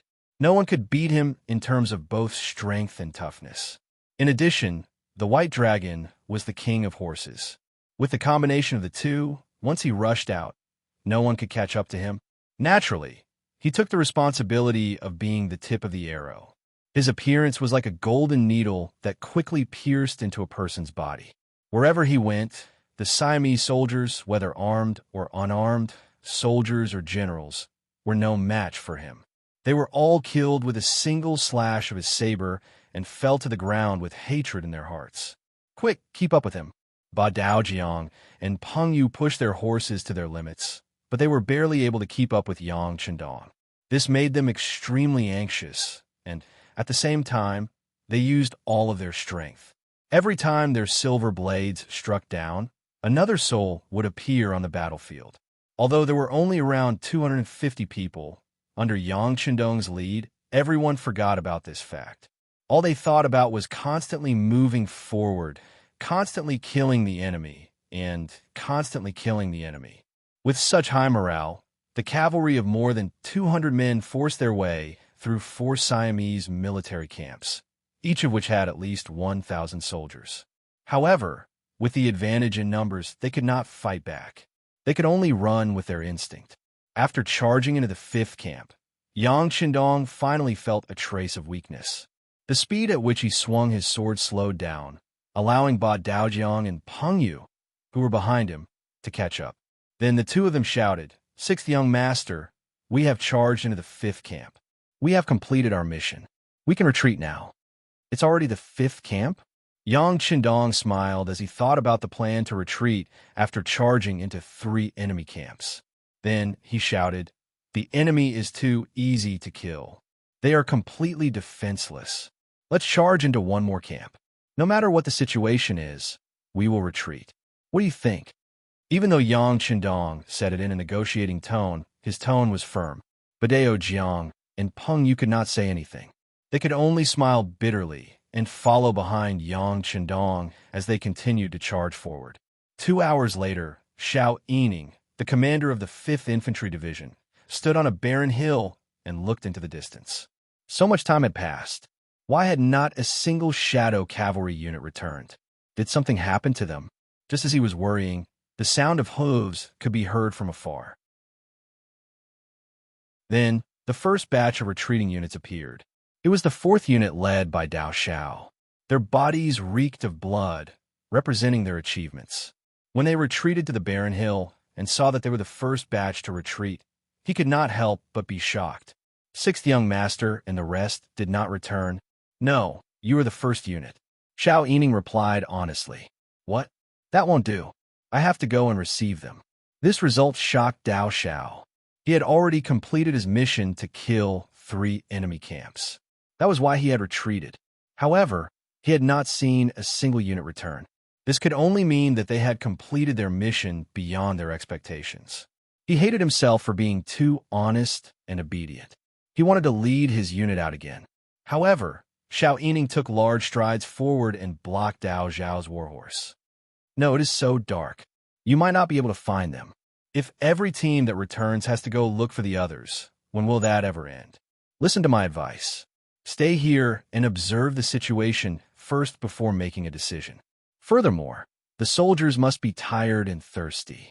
Rest and replenish your energy. Even though Xiao Yining was the commander of a division and was leading the Cold Vanguard division, his position was high. However, in front of the Black Knights and Longwei, he was still extremely courteous. He knew that the other party was only inferior to him in terms of rank. In terms of influence, he would never be able to catch up. These words left Dao Xiao speechless. He thought that he could continue to kill, but the soldiers must be tired. He nodded and said, "All right, then let's grab some food. If there is a change in the situation, we will still have to go out." All right. Hurry up and bring the prepared hot food." Seeing that his advice was effective, Xiao Yining couldn't help but let out a sigh of relief and shouted loudly behind him. Not long after Dao Xiao, the leader of the 3rd unit, Qiu Vi, also returned with his men. He was also reeking of blood. Dao Xiao quickly ran over to ask about the results. When he found out that this unit had not only killed 3 but 4 battalions, he stomped his feet in regret. Not long after Qiu Vi returned, the leader of the 2nd unit, Beta Persei, also returned. He had killed 5 battalions. He thought that it was about time, but when he returned, he realized that the young master had not returned. He did not even want to eat and was about to turn around and rush back. However, he was stopped by Xiao Yining. "Second brother, even if your body is fine, you still have to consider the condition of the soldiers. You came back later than the other 2 units after killing 5 battalions. I'm sure the 6th young master must have killed more than 5 battalions. Why don't you eat something first and wait and see?" That's right, Chou Wu and Dao Xiao said. The starting point of departure was the same, and the speed of return was determined by the number of enemy battalions killed. In this case, it was very likely that the 6th young master would kill his way into the 6th battalion. In this case, the 6th young master's return should not be far away. All right, Beta Persei looked at the Dark Knight. He was also worried that he would not be able to find the young master if he went out now. He would also put his brothers in danger. Therefore, he decided to wait a little longer. This wait lasted for an hour. Beta Persei, who felt that a day was like a year, forced himself to drink a bowl of meat soup. Finally, he could not wait any longer. No, it's been so long and the young master still hasn't returned. Something must have happened. We can't wait any longer. Yes, we can't wait any longer. This time, even Qiu Vi and Dao Xiao could not sit still. According to the time, even if the 6th young master had killed 6 battalions, he should have returned long ago. However, he still had not returned. Could it be that he had killed more enemies? Or did something happen? When they thought of the latter, who could still sit still? First, there were the Black Knights, then the Longwei. They were responsible for ensuring the absolute safety of the 6th young master. In a sense, they were equivalent to the emperor's personal army. Naturally, they were incomparably prestigious. However, this prestige was based on the fact that Yang Qindong was fine. If something really happened, they would not be able to bear the responsibility even if they all died 10 times over. Xiao Yining did not dare to stop them. After an extra hour, he had already lost his confidence. If it was not for the fact that he did not have a warhorse to ride, he would have asked to go out and fight. Men, each unit take out 200 Type 95 weapons and give them to the Black Cavalry. The only thing Xiao Yining could do was to donate the weapons. No matter what, it would be considered a contribution.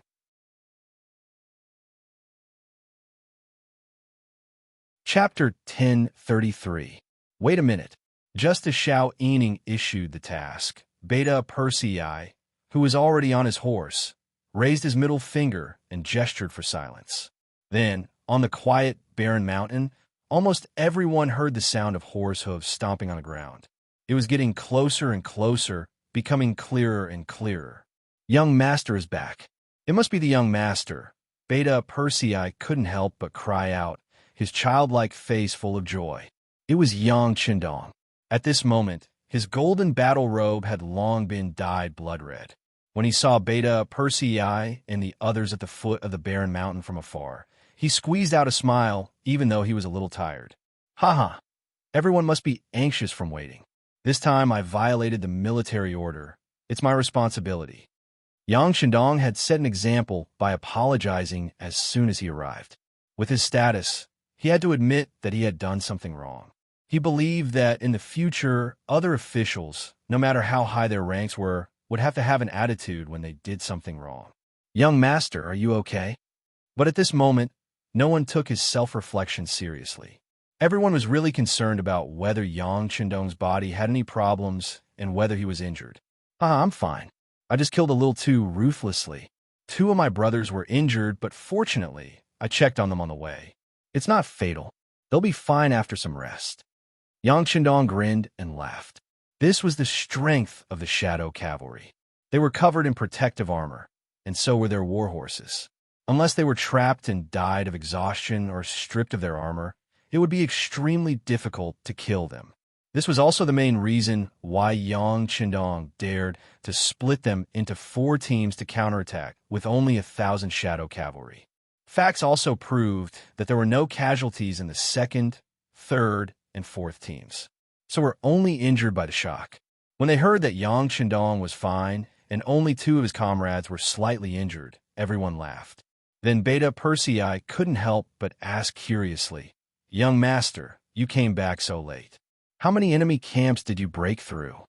Faced with this question that everyone was curious about, Yang Qindong didn't answer.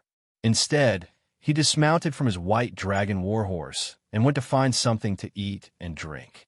Yang Qindong didn't want to answer, and no one dared to ask. However, Badeo Jiang and Pengyu, who were following behind him, didn't receive such treatment. Beta Persei and the others quickly surrounded them. In the end, the 2 couldn't stand the interrogation and answer the question. The 6th young master was so focused on killing that he didn't take it seriously even when we reminded him several times. Later, if it wasn't for the fact that the warhorse was carrying too much weight, he probably wouldn't have come back. Badeo Jiang said casually, but he still didn't answer the question. For a moment, Beta Persei and the others were angry. They rolled up their sleeves and looked like they were really going to fight. Pengyu was more reliable. He first smiled and then replied, 8th Battalion. What? 8th Battalion. Hearing this answer, Beta Persei and the others were stunned. Their 3 teams combined had only broken through 12 battalions. The 6th Young Master's team had broken through 8 battalions. Didn't this mean that he had completed nearly 300% of the mission? And that was the truth. When Yang Qindong saw that the Siamese army was unprepared, he went on a killing spree and broke through battalions one after another. Finally, he reached 8 battalions before returning. With a team of more than 200 people, he had broken through the Siamese army's 8,000 soldiers. Obviously, he had created another miracle. The 5-star army was shocked by Yang Qindong's excitement. Then, there were sounds of surprise. The commander of the 5th Division, Xiao Yining, did a rough calculation. The 4 teams together were equivalent to breaking through 20 battalions of the enemy. That was a total of 20,000 soldiers. The Siamese army had suffered such heavy losses and would not be able to recover for a while. So, Could his soldiers rest for the night? For this request, Yang Qindong waved his hand and approved it. Take the time to rest. The enemy needs time to prepare. But with such heavy losses, I'm afraid that the attack tomorrow morning will be even fiercer. Rest well for the big battle. Rest well for the big battle. At this moment, all the soldiers of the 5-star army shouted in unison. The morale of the 5-star army was high, and the crowd was furious. Tong Si was burning with anger and could not suppress it. When he heard that in just 4 hours, they had lost 20 battalions of soldiers, nearly 10,000 dead, countless injured, and countless deserters, he could not believe his ears. During the day, the 5-star army showed signs of weakness. There were even a few times when his soldiers were at the foot of a barren mountain. Victory was in sight. How could the enemy have the strength to retaliate? General, could it be that the enemy's reinforcements have arrived? You also know that if Yang Qindong is here, the other 5-element armies will definitely rush here like crazy. A deputy general also couldn't figure it out, so he made a guess. Wolsh *T. I have already arranged countless scouts around the perimeter of the battlefield. Even if there are reinforcements, we should be the first to know. However, there is no news at all. Could it be that their reinforcements didn't come from the ground, but from the sky? Tongda shouted angrily. The others in the main tent did not say anything. They could not explain this matter. Everything was up to General Tong Si. Tong Si could not figure it out, but his intuition told him that the 5-star army's counterattack was just an arrow at the end of its flight. Otherwise, they would not have stopped at 20 battalions. They would have killed their way to his main tent. In other words, he still had the advantage in numbers. If he wanted to win this battle, he could only continue with this advantage. All of you, go to the battalions immediately and calm the soldiers down. We will launch the attack tomorrow morning. No matter what, we must take Yang Qindong's life this time.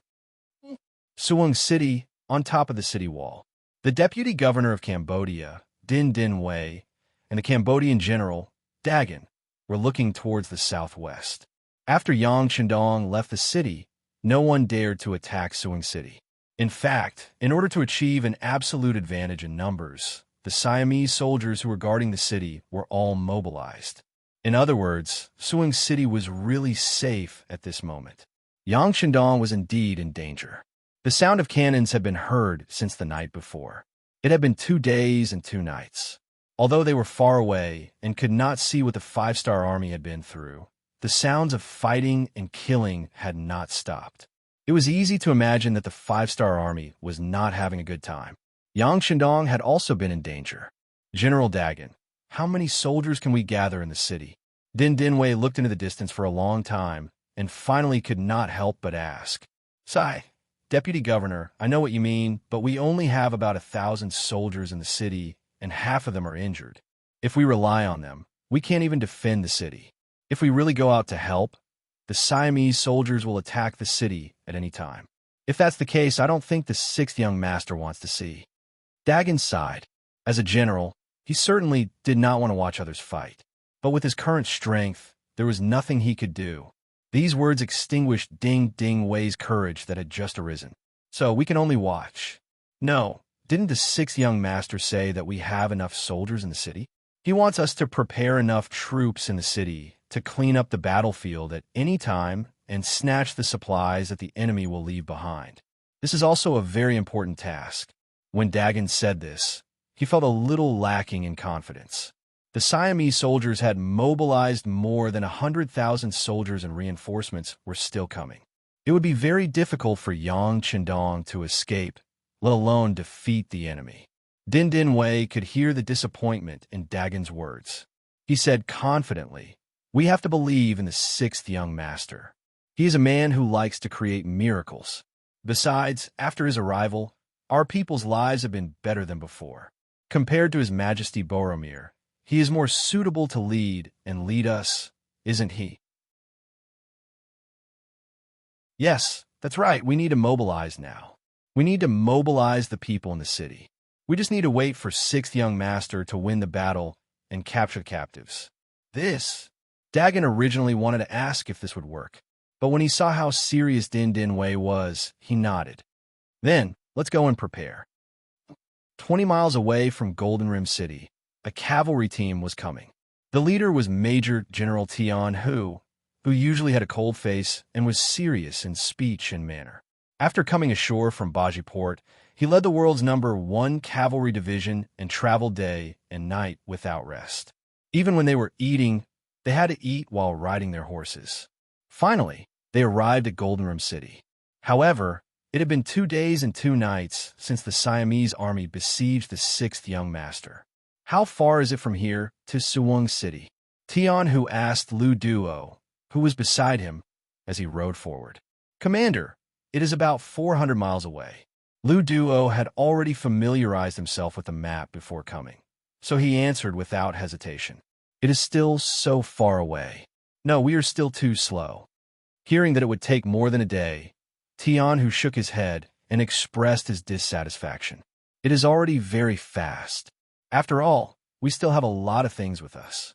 Lu Duo explained after listening. The world's #1 cavalry division dominated the beginning city and the North Desert region.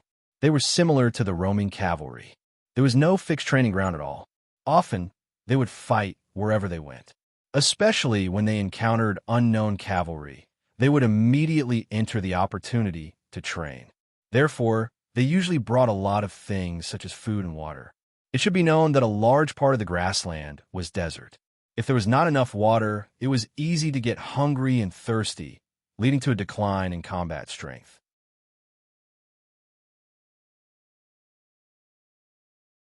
Chapter 10:34. There was also the quiver. Compared to an ordinary cavalry that only had a quiver with 50 arrows, the soldiers of the world's #1 cavalry division had 20 quiver with 1,000 arrows. This was because they were used to doing things without supplies, so they had to be self-sufficient. In addition, there were clothes, shoes, hats, bows, extra sabers, and so on. Fortunately, each of them had 2 horses, so they could carry such heavy loads. However, this greatly reduced their speed. Now that the 6th young master was in danger, as the closest reinforcements, the #1 cavalry division in the world had to rush over as quickly as possible. Even if they arrived 30 minutes earlier, they might be able to change many things. Leave 200 people in each division and lead the extra horses slowly. The rest of you should speed up. Other than the necessary weapons and rations, leave everything else behind. Our top priority is to rush over with all our might."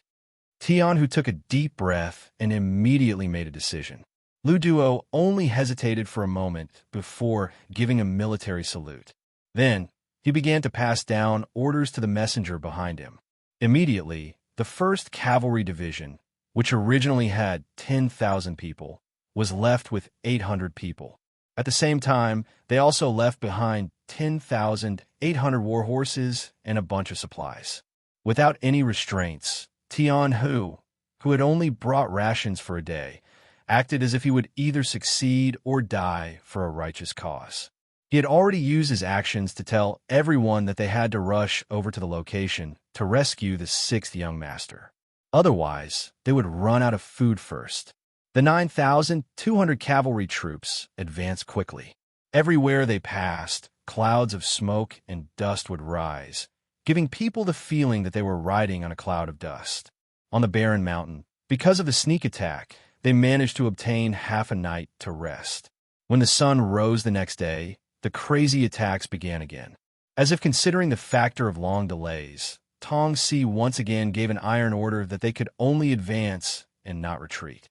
At the same time, the reward for killing Yang Qindong was increased from 10,000 silver taels to 20,000 silver taels. To an ordinary soldier, this was definitely a heaven-shaking sum. It was equivalent to being able to rise from the poor class to the upper class and not having to worry about food and water for the rest of their lives. This also greatly increased the morale and enticement of the soldiers. Even though they knew that the 5-star army possessed extremely miraculous and formidable firearms, the soldiers were still as numerous as the clouds in the sky. Often, after a batch of soldiers was shot down, a new batch would appear immediately. From the looks of it, if the soldiers of the late Qing dynasty had such morale, they wouldn't have allowed the 8-nation alliance to invade. Facing such an attack, 5th Master Lu was also undergoing the harshest test. Their ammunition consumption was too fast, and without enough supplies, they were already stretched thin. Of course, the most important thing was that the enemy's charge was too fierce.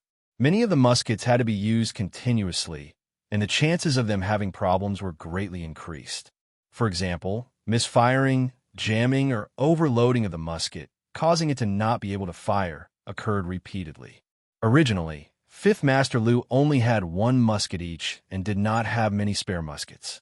Thus, he had no choice but to pick up a bayonet and go into battle bare-chested.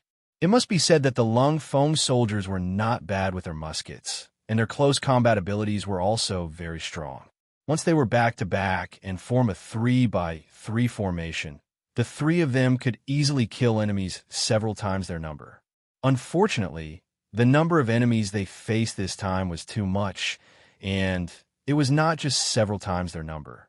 After 3 days of battle, the Siamese soldiers had already suffered tens of thousands of casualties, which was a few thousand times the number of casualties of the 5-star army. However, when the muskets could no longer display their advantage, the number of casualties began to decrease. At around 10 in the morning, the firearms started to have problems on a large scale.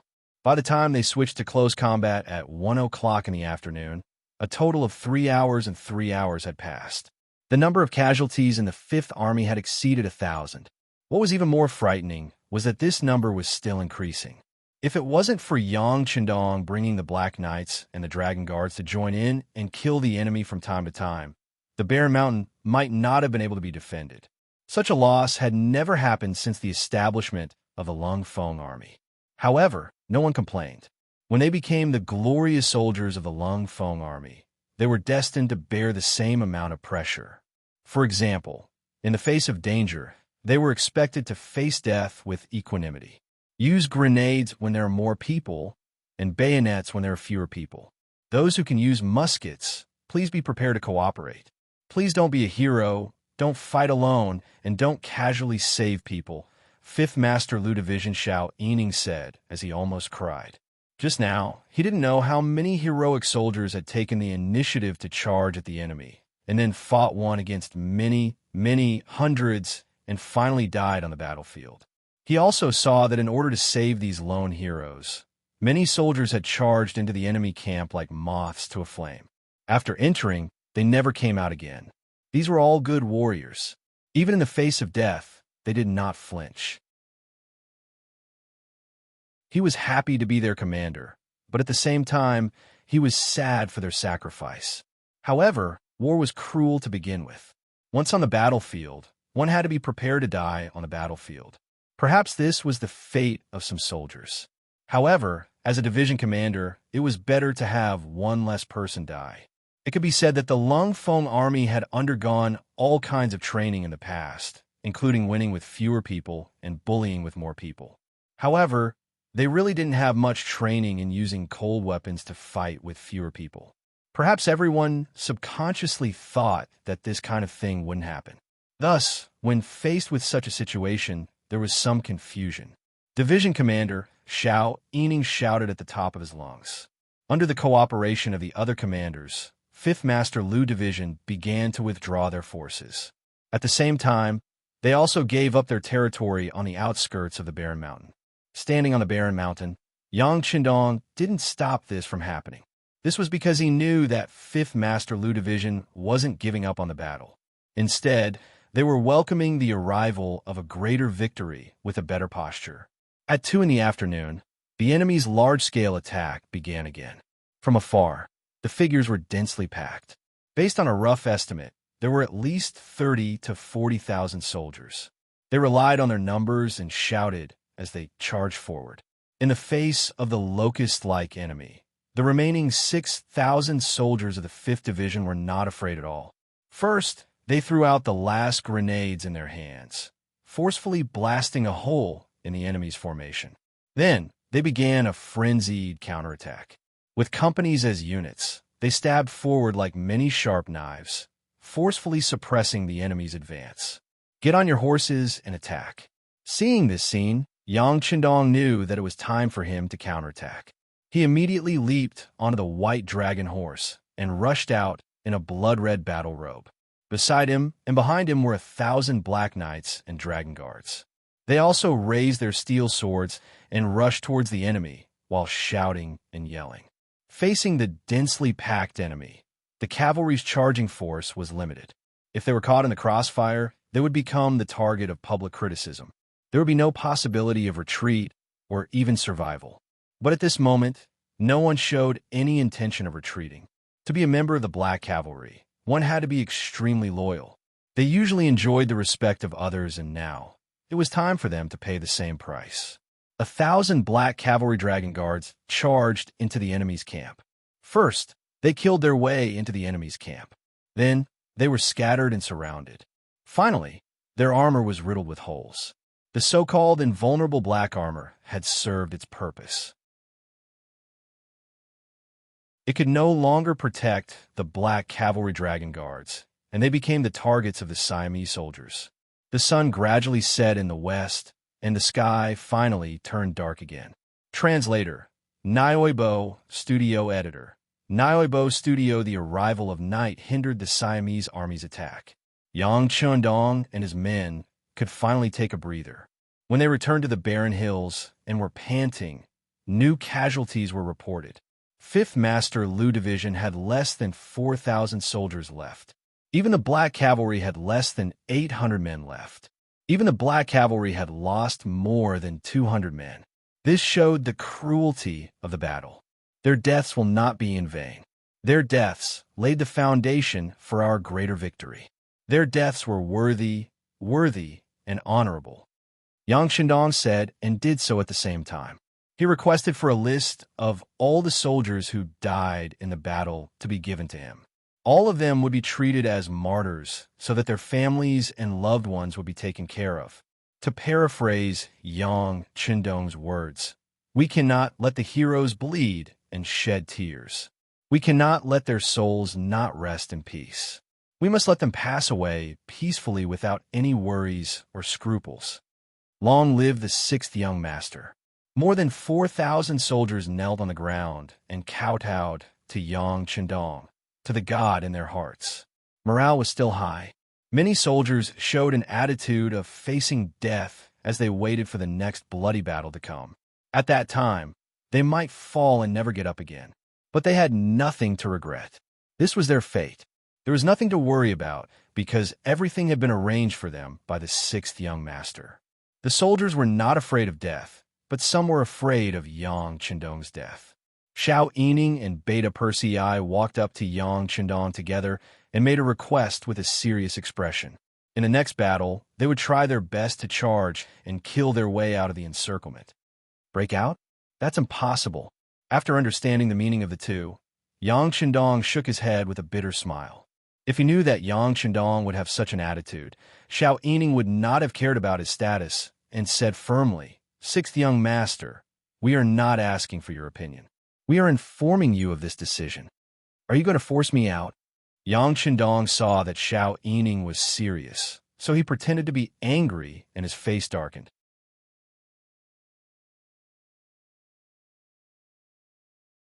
Chapter 1035.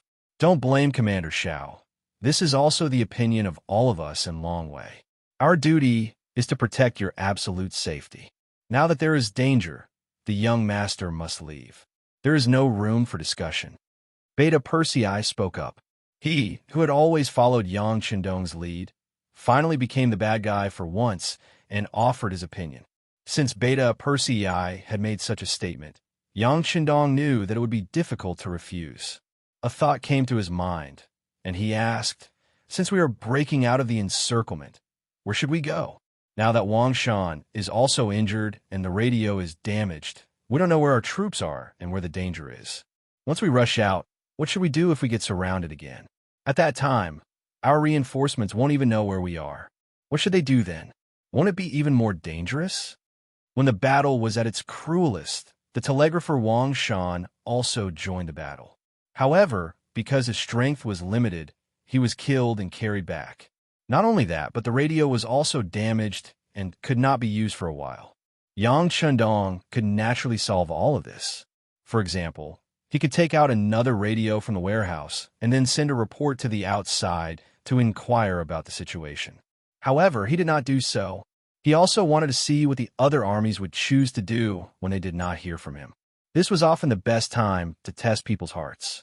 He did not expect that this method of testing others would become an excuse. It was an excellent excuse to not be forced to break out of the encirclement.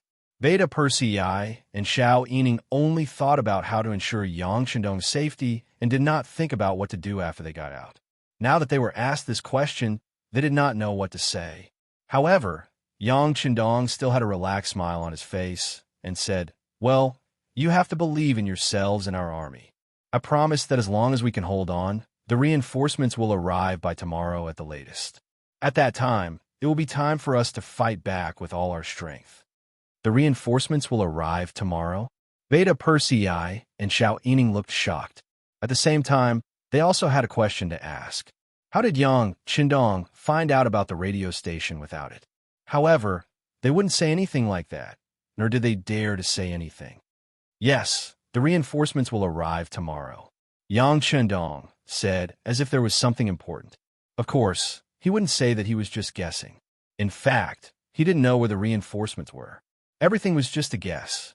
He just wanted to cheer everyone up so that they wouldn't lose hope. If the reinforcements did not arrive the next day, that would be easy too. They could just push it back by one day. After all, the effect of the pep talk would take effect. Others did not know that this was all a guess. Looking at Yang Chendong's confident demeanor, Beta Persei and Xiao Yining retreated with joy. Then, the news that reinforcements would arrive after a day of defending spread, and morale rose again. Tongxi did not know when the reinforcements from the 5-star army would arrive. However, he had a feeling that they were not far away. It had been more than 10 days since the attack on Suwing City and the Barren Mountain. The 5-star army should have made their move by now. If he couldn't take down Yang Chendong, he was afraid that he would lose this great opportunity. Not only that, he might fall into a passive position. The number of 5-star army in the Barren Mountain had been determined. There were less than 10,000 people. However, he had led hundreds of thousands of troops to fight for many days. So far, the number of dead and injured had reached 70 to 80,000, but they still hadn't been taken down. A 5-star army of nearly 10,000 people was already so powerful. What if another one came? He didn't dare to think about what the consequences would be. Pass down the order. Have a good rest tonight and attack with all your strength tomorrow morning. No matter what, we must take down Yang Chendong. Also, all the battalions must be prepared for a sneak attack. Once the enemy comes, they won't be able to return. Tongxi didn't choose to attack at night. He was worried that once the 5-star army broke through in the dark, their vision would be affected. In order to not let Yang Chendong escape, he had to make the decision to let the enemy rest for another night. Yang Chendong, who was at the foot of the Barren Mountain, didn't know that the Siamese soldiers wouldn't attack tonight. Late into the night, there was still no movement from the enemy. Yang Chendong finally said, "Did you see that? The enemy has already expected us to break through, so they didn't choose to attack at night. Okay, now everyone can have a good rest." Beta Persei and Xiao Yining both had bitter expressions. They knew that if they broke through during the day, the danger would be greater. After all, the Barren Mountain had been completely surrounded. It wouldn't be an exaggeration to say that not even a bird could fly out. Even so, they could only place their hopes on the reinforcements that would arrive tomorrow. Will there really be reinforcements? Who will they be? This question appeared in the hearts of many people, but no one asked because it was tantamount to questioning the 6th young master's words. This was a political issue. Yang Chendong leaned against a boulder and slept for the night. In his dream, he saw his wives and little Lele. He saw little Lele happily hugging his neck and kissing him on the cheek. He also saw first Madame Huyen, who was already pregnant. When he carefully leaned his head over, he first heard the faint sound of the baby breathing.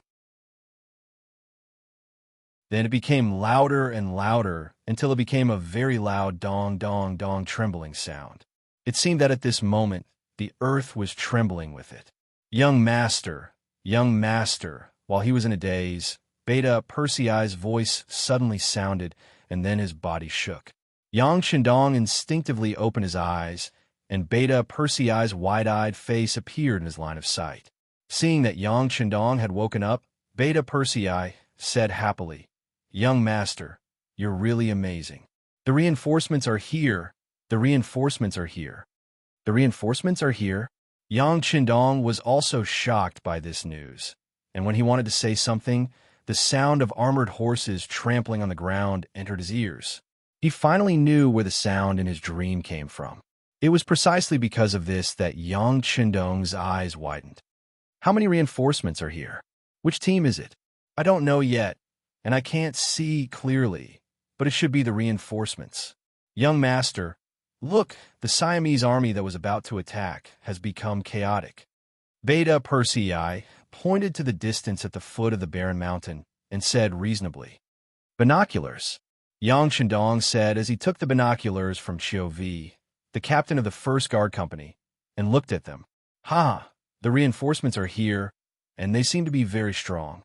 In this case, immediately inform the entire army to prepare for a full counterattack.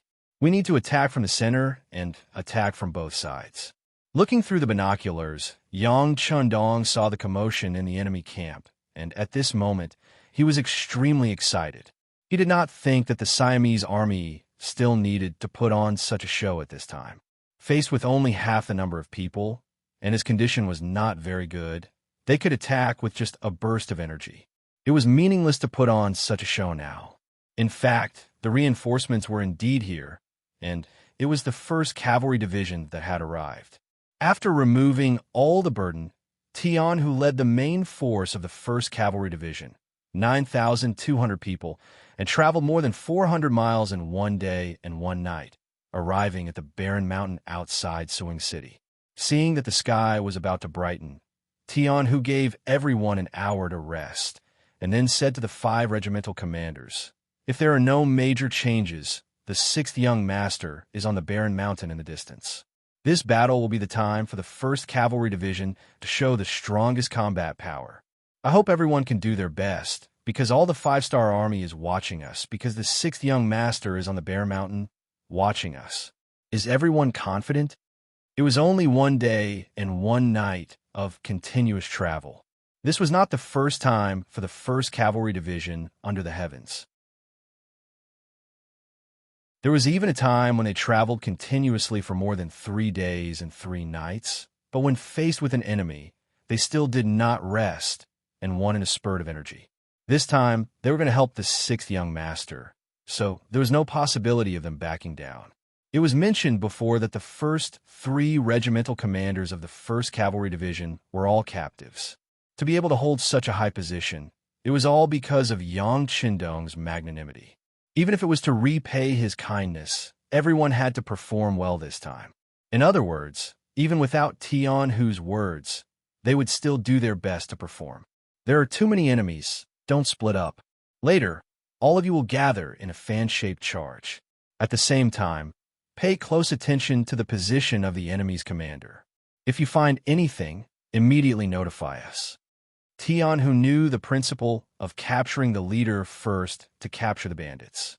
Yes, the 5 regimental commanders agreed without hesitation.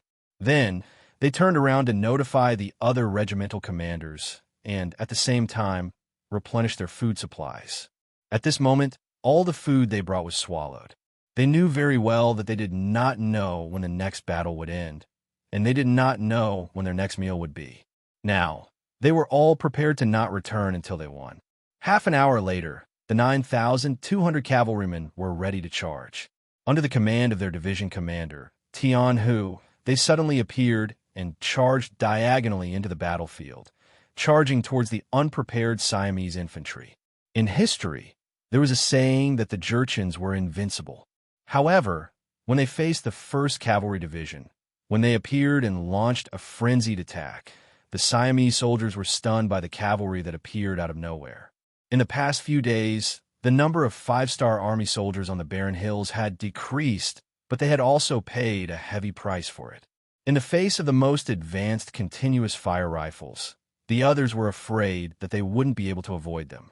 However, under General Tong's orders and the threat of the inspectors, they had no choice but to use their bodies to block the bullet holes. This made them very puzzled and angry. Now that the 5-star army cavalry had appeared behind them, the first thing they charged at was the Inspector Brigade, which gave them hope of escaping.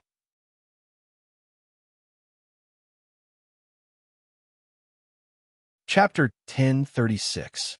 Although the reward was high, one had to be alive to claim it. After witnessing the power of the 5-star army, the desire to claim the reward faded. It was only because they had no other choice but to make this choice. Now that they had a chance to save their lives, the Siamese soldiers, who were already demoralized, turned their swords around and ran away. Yes, they ran. Faced with the sudden appearance of the world's #1 cavalry division, most of the Siamese soldiers did not even have the courage to fight. They only knew that the only way to survive had been opened. All they needed to do now was to follow the flow and escape with their lives. With such a mindset and such a general trend, the #1 cavalry division in the world didn't encounter any resistance at all. There were even many places where the enemy retreated like the tide before they even arrived. The speed at which these people fled was actually not much slower than their warhorses. What should we do? The 4th Regiment commander, Bai Shuang, was riding beside Tian Hu. How about this, Regiment Commander Bai? You lead your men to the barren mountains and report our plan to the 6th young master. I will lead the others to continue the pursuit and try to kill the enemy's general. Tian Hu hesitated for a moment before he spoke. Okay, I will do it now. 4th Regiment, come with me. Bai Shuang nodded and left with the order. Leaving Tian Hu behind, Bai Shuang led the rest of the cavalry and continued to charge forward. During the process, they kept waving their swords and killing the enemy. Blood and broken limbs were scattered all over the place. On the barren mountain, Bai Shuang arrived with 1,900 cavalrymen. From afar, he saw Yang Qindong riding on a white dragon, waiting for the battle. Immediately, he leaped off his horse and ran a few steps towards Yang Qindong. Student Bai Shuang is late. Sorry for startling you. Bai Shuang was once a student of Yang Qindong's academy. He was not personally taught by Yang Qindong, so he could not be called a teacher. However, it was not wrong to call him Dean. Haha, it's Regiment Commander Bai. Has the world's 1st Division arrived? After seeing White Shuang, the last trace of suspicion that the Siamese soldiers were putting on an act disappeared. The world's 1st Cavalry Division would never cooperate with the enemy to put on a show. Headmaster, Teacher Tian is leading the main force of the army to kill the enemy. He has sent a student to protect the headmaster. Bai Shuang's voice rang out again. Good, you guys are very good. I'm very pleased that you're fast enough. However, you've already killed your way out, so how can I just watch from the sidelines? Men, follow the young master and charge out. Beta Persei, fire the red signal flare. It's time to inform Ding Ding Wei and General Din. Finally, the reinforcements had arrived. Now it was time for him to shed his blood. At this moment, Yang Qindong felt his entire body brimming with energy. A red signal flare immediately rose into the air, causing Ding Ding Wei and who were waiting for news on the tower, to see it. Immediately, the 20,000 corpse-collecting soldiers in the city opened the city gate and rushed toward the battlefield. At the same time, on top of the barren hill, except for the 500 who were too seriously injured to move, more than 4,000 people rushed out and cooperated with Commander Bai Shuang. This group of more than 6,000 people headed towards the Siamese camp from another direction. In the main tent of the Siamese army, Tong Si was still anxiously waiting for the arrival of good news. However, what he received was not news of the barren mountain being conquered or Yang Qindong being captured. Instead, he received news of the arrival of the 5-star army's reinforcements. As soon as they appeared, they defeated the main force of the Siamese army and were now heading toward the main tent. What's going on? What's going on? How can the reinforcements of the 5-star army arrive so quickly? Tong Si shouted hysterically. At this moment, it was obvious that he did not want to believe that all of this was true. However, the truth was the truth. It It would not be false just because one did not want to believe it.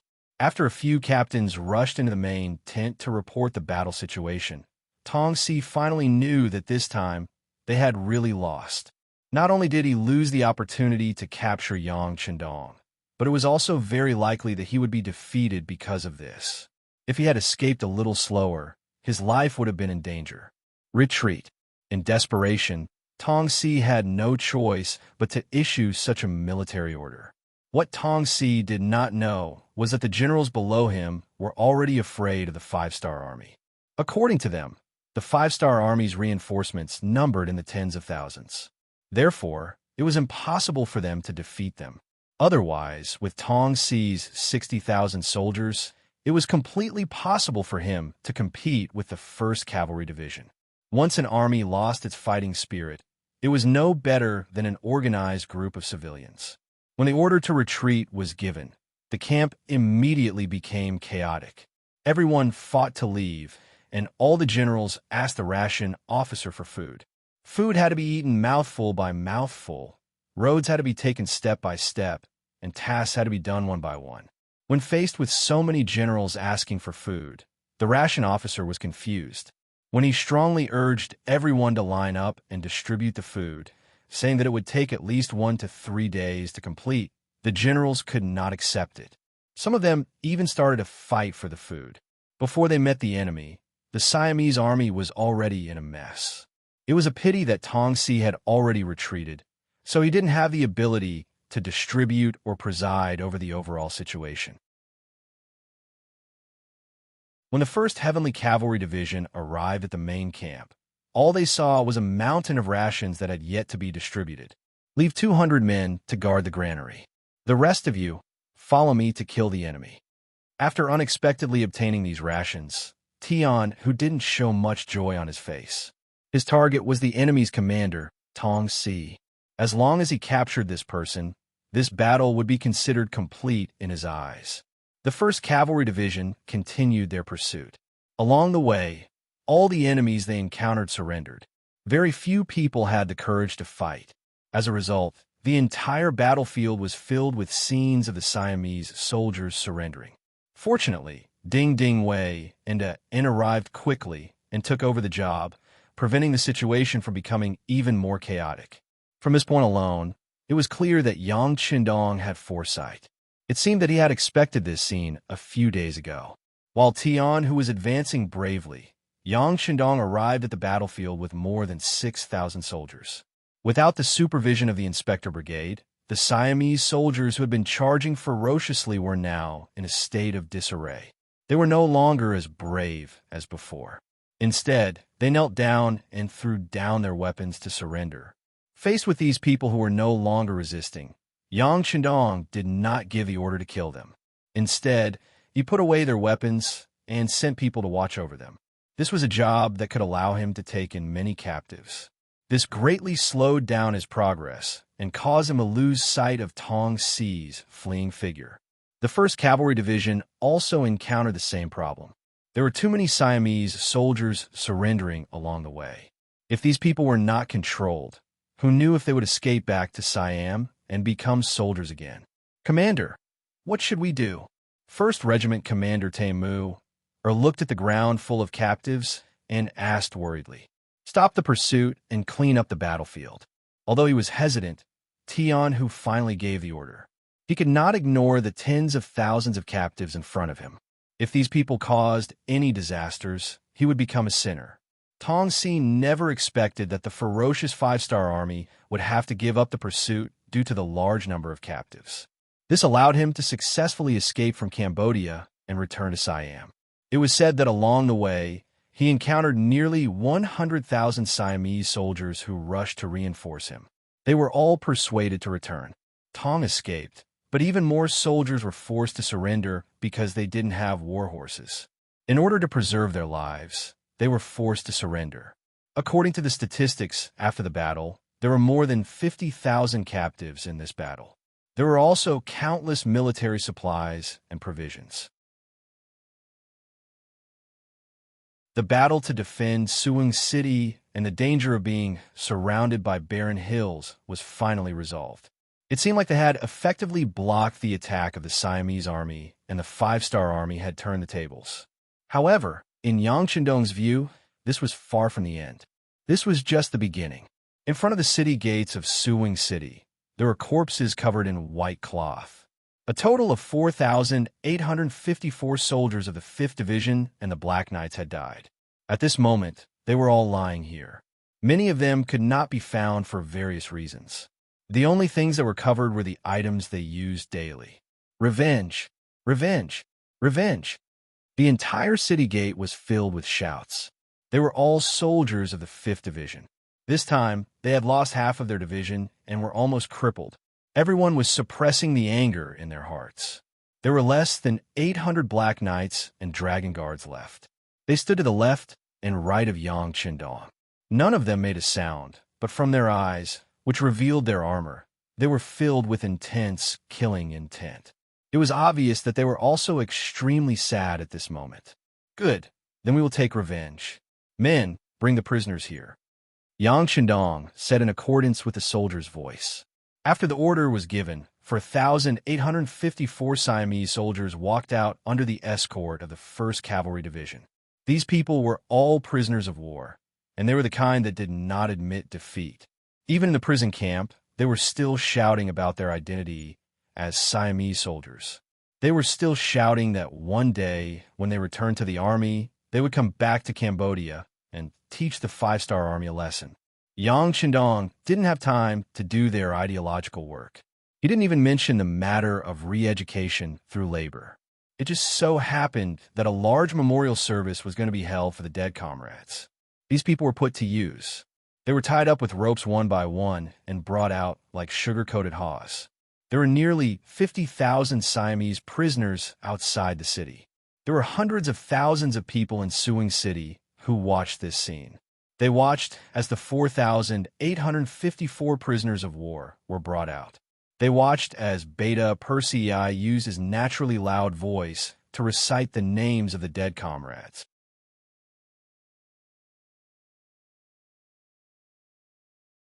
Chapter 1037.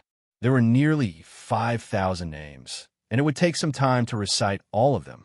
Even though Yang Air's speed was not slow, it still took him 4 hours. During this time, there was no other sound outside the city except for the sound of the wind. Everyone was listening attentively, as if every name that was called out was imprinted in their hearts. When the last name was read out, in front of everyone, Yang Chendong raised his right hand and said loudly, "Invading without a reason, a life for a life. Today, these people are sentenced to death and will be executed immediately. Guard, kill! Kill!" More than 4,000 soldiers of the 5th Division shouted in unison. Kill! Nearly 800 Black Cavalry soldiers shouted in unison. Kill! 10,000 soldiers of the 1st Cavalry Division shouted in unison. Kill! More than 200,000 people on the city gate tower shouted in unison. The sound of killing shook the heavens, and nearly 50,000 Siamese prisoners trembled in fear. Some of the more timid ones could no longer stand and fell to the ground. Under the sound of killing, 454 Siamese soldiers were executed. Their mouths were gagged in advance, so when they died, they did not make a single sound. No one knew if they had admitted their mistake at this moment, or if they wanted to continue cursing. But these were no longer important. What was important was that they were dead and could no longer pose any threat to the 5-star army. Since ancient times, many people had said that killing prisoners of war was an ominous thing. But this time, when Yang Chendong ordered the prisoners to be killed, no one made a different sound. Firstly, they were not prisoners at all. They were just enemies who had temporarily lost their ability to fight. Secondly, the souls of the 5th Division, especially the Black Cavalry, had to be avenged. These people should have died on the battlefield long ago. It was not a bad thing to make use of them. The machete fell, and 4,054 heads fell to the ground. Nearly 50,000 Siamese prisoners had completely lost their will to fight. At this moment, they suddenly understood how precious life was and how lucky they were. With the deaths of these people, the 5-star army became even more famous. Everyone saw the attitude of the five-star army towards the dead. It was said that not only the direct troops of the five-star army, but also the Cambodian soldiers who died in the battle and the civilians of Suwing City who participated in the resistance against the enemy received a handsome pension. It was said that Bugnam of Gojosian had promised that the families of these martyrs would be given jobs. In other words, he was not only responsible for the dead, but also for the living. As soon as the news came out, the number of people who signed up to join the army in Cambodia increased by several times. Many young men were still complaining that the appearance of the five-star army had broken the peace of their lives. However, when they saw the attitude of Yang Qindong towards the civilians of Suwing City, their mentality changed. They realized that Bugnam of Gojosian really treated them as his own people. He was really working hard for them to have a better life in the future. On top of this, there was only one more condition, which was to respect the Han people. So what? When did ordinary people have a final say? When did they ever enjoy real freedom? There was only one more Han Chinese above them. As long as they acknowledged this point, they would be able to live a better life and obtain more freedom. So why not? No one liked being born inferior. However, when the general trend was like this, there was nothing they could do to change it. In such an environment, being a soldier to defend the country could give them a new hope. They even had the opportunity to raise their status and bring glory to their ancestors. So, what reason did they have not to do it? In fact, as early as the moment the Phnom Penh dynasty became the province of Cambodia, some policies about Yangtze had been spread. However, most people did not believe it. Today, Yang Qindong used facts to teach everyone a lesson. This kind of doubtful thoughts finally disappeared, allowing more people to see the difference between the five-star army and making more people envious. There were also more people who launched practical actions and began to sign up for enlistment. Ding Ding Wei and In told the good news to Yang Qindong. Then, they looked forward to it. They were happy about the change in the people's views. Although they were former officials of the Phnom Penh dynasty, they could still see who treated the people better. Yang Qindong really wanted to let the people under his rule live a happier life. With this, they should support him. The reason why they looked forward to it was because they were worried that Yang Qindong would not allow these ambitious young people to join the army. After all, the five-star army paid attention to the elite route. It had always been the quality of the soldiers rather than the quantity. It was also possible to refuse these people to join the army. However, this would greatly reduce their enthusiasm, which would increase the difficulty of managing them in the future. Under their expectant gazes, Yang Qindong pondered for a moment before giving his answer. Since they are so hot-blooded, how can we hurt their hearts? Then let's arrange for an assessment. If the conditions permit, and if there are no problems with identity and background, they can join the army. Yang Qindong actually agreed, which naturally made Ding Ding Wei and happy. But then there was another problem. And quickly said, "Sixth young master, this time there are many people who signed up for the army. Not only Suwing City, but many young people of the right age in many towns nearby. If they pass the assessment and political review, can they all join the army?" Of course. Yang Qindong did not understand what it meant. On the other hand, Ding Ding Wei quickly said, "Sixth young master, it's like this. This time, there are a lot of people, and there should be a lot of people who pass the assessment. If they all join the army, then the military strength of Cambodia will naturally increase by several times, so the financial pressure will naturally be great. It doesn't matter. As long as they are physically qualified and willing, we can accept them. But we have to explain to them in advance that Cambodia alone does not need so many soldiers. They will have a new place to go in the future. As long as we are prepared, we can accept as many as we want." In this battle, Yang Qindong saw the drawbacks of insufficient military strength. Although he had this feeling before, with the elite route, even if the enemy had a large number of soldiers, what could they do? They would still be defeated by him.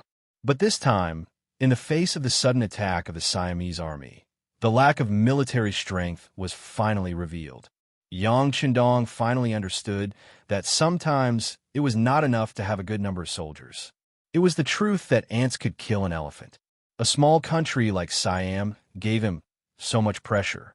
If he wanted to conquer the West in the future and occupy a larger area of land, how could he do it without enough military strength? If that was the case, he would just recruit soldiers. Other forces could support so many soldiers. So how could Yang Xie not be able to do it? Out of consideration for the future, Yang Qindong agreed to the expansion of the military. Not only that, but he also sent a message to several other provinces. He knew very well that it wouldn't take long for the news of Cambodia province's recruitment to spread out. By then, the men from other provinces would inevitably ask for such a request. Instead of waiting for them to ask for instructions, it was better to just let it go. He wanted to see how many soldiers he could gather with his forces. Just like that, the matter of conscription was settled. As usual, he only sent a telegram to the Crimson City Lord Manor and the military to state the facts. This clearly showed his attitude. I'm only informing you, not asking for your opinion. Just do as you're told. The recruitment was handed over to Ding Ding Wei and Dagan, who were familiar with the local environment. In Suing City, Yang Qindong received Lu Zhua, the commander of the new 1st Cavalry Division, who had just arrived. Yang Qindong did not have to be polite to this old subordinate. After learning that Lu Zhua's condition was stable and there were no symptoms of acclimatization, he said, "Since there is no problem with the army, then go and prepare. We will set off in 2 days. It is time to seek justice from Siam." The king of Siam was in Bangkok. General Tong had already fled in defeat. However, he had already lost his freedom the moment he entered the royal capital. He was captured by the king's guards who had been waiting here for a long time and locked up in prison. This time, Siam King Ili Chi believed Tong's words. He sent an army to reinforce the eastern front. He even sent out the few cannons he had. However, in the end, he did not manage to capture Yang Qindong, but the news of the army's defeat. Since the matter had failed, someone had to take responsibility for it. Tong naturally became the culprit. For this matter, Ilikui found Prime Minister Hammond and personally announced his decision to behead Tong Si. According to him, if a general lost a battle, he had to be punished, especially when the 5-star army's counterattack was imminent. If he did not deal with Tong, the other generals would not do their best. In the end, they would lose the battle and flee back to the capital. Hamad had a different view on the king's order. From his point of view, when the two armies were at war, it was not auspicious to kill one's general. It would only disappoint the other generals. But since it was the king's order, he had to obey. Therefore, he arranged for someone to go to the dungeon and announced that Tong would be locked up and executed after the battle. From his point of view, since it had to be done, it was best to delay it as much as possible and not let the bad news spread. Tong, who was only one step away from success, was locked up in the dungeon and waiting to be executed after the battle. If he had known this would happen, it would be hard to say if he would have escaped back to the royal city. What Tong didn't expect was that even though he was about to die, the 5-star army didn't let him off. He fainted after consuming a meal, and when he opened his eyes, he was already out of the dungeon. He couldn't believe that someone would spend a huge sum of money to buy him out of the dungeon.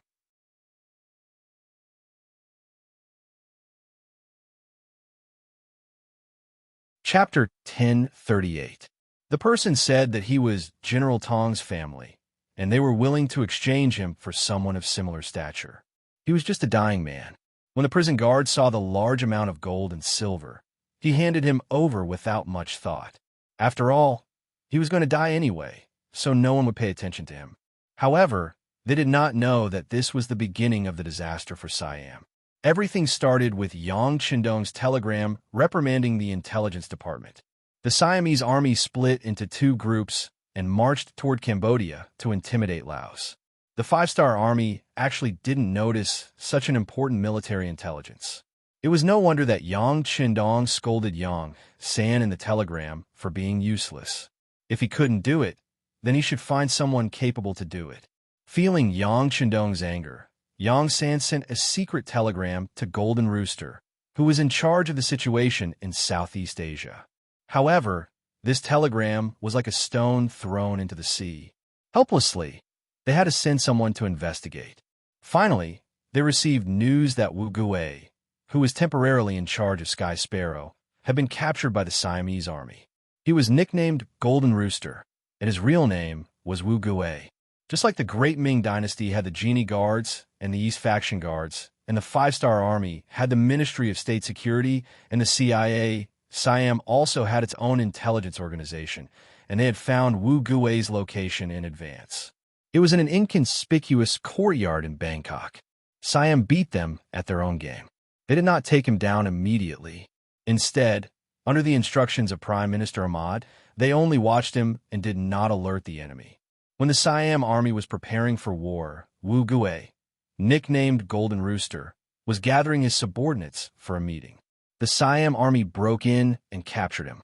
They killed 7 members of the intelligence department on the spot, including Golden Rooster. Because the matter was done secretly, and the key members of the intelligence department who knew about Golden Rooster's whereabouts were either dead or captured, the security department did not know about this at all.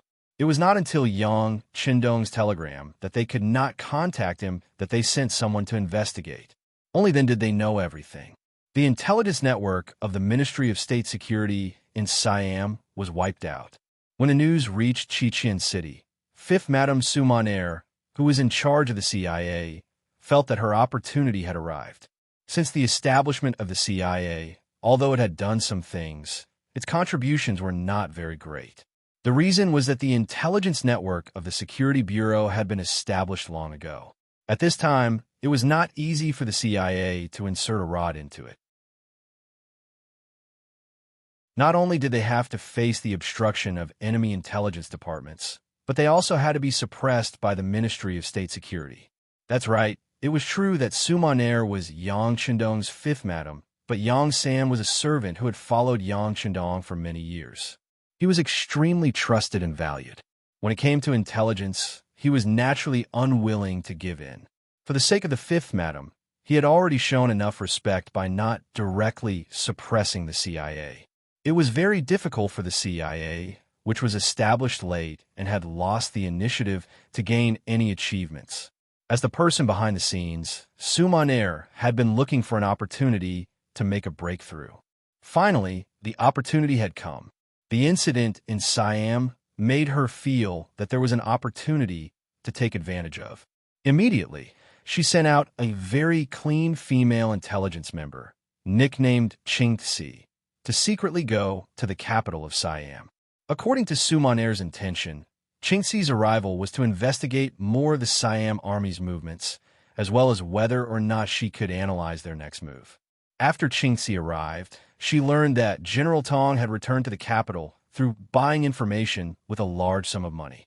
As such, she immediately bribed someone to be a spy in the prison, wanting to keep an eye on this General Tong. Qingxi had a feeling that the 6th young master would not spare this person. Then his every move had to be carefully monitored. What she did not expect was that the king of Siam was so decisive and actually gave the order to execute him after the war. Since there was no chance to kill this person on the battlefield, Qingxi had the idea that she could not let him go. Thus, she spent a large sum of money to exchange him in the name of Tong's family. After taking down Tong in this way, Qingxi reported the matter. In her opinion, it was just a trivial matter. However, she did not expect that this telegram would be sent to Yang Qindong. The original intention was for Sumaner to ask how she wanted to punish the culprit. In Yang Qindong's eyes, his eyes could not help but light up. You must hide him well. If it is not safe, kill him on the spot. In short, do not leave any traces behind. Try your best to deny this matter to the outside world. I have great use for it.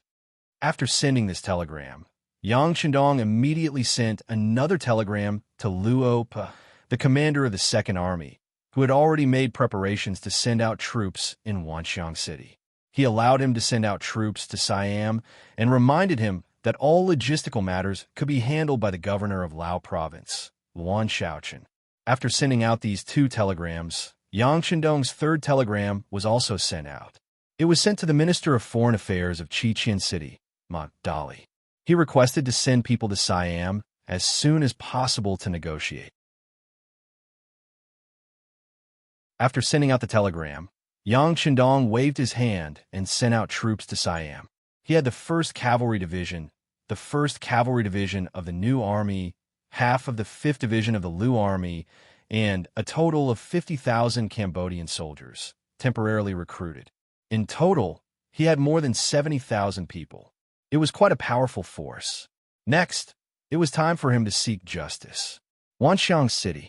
After receiving the telegram, the commander of the 2nd Army, Luo Pe, took the initiative to look for Luan Shaochun and Long Tainan. He said that he would immediately send out troops according to the 6th young master's orders and asked them to help and cooperate with him. Whether it was Luan Shaochun or Long Tainan, they were both relatives of Yang Chendong. In addition, one of them was the leader of Laos, while the other was in charge of the stability of the public security under Yang Chendong's influence. Both of them were very powerful. Even though Luo Po was already a major general, he still showed a lot of respect when he saw them. Commander Luo, don't worry. Lao Province will definitely listen to the orders of the 6th young master. We will fully support you. If you want money, we will give you money. If you want things, we will give you things. This was Luan Shaochun's declaration. Then came Long Tianan's voice. Commander Luo, don't worry. I have already discussed with General Higuan. We will try our best to keep up with your pace.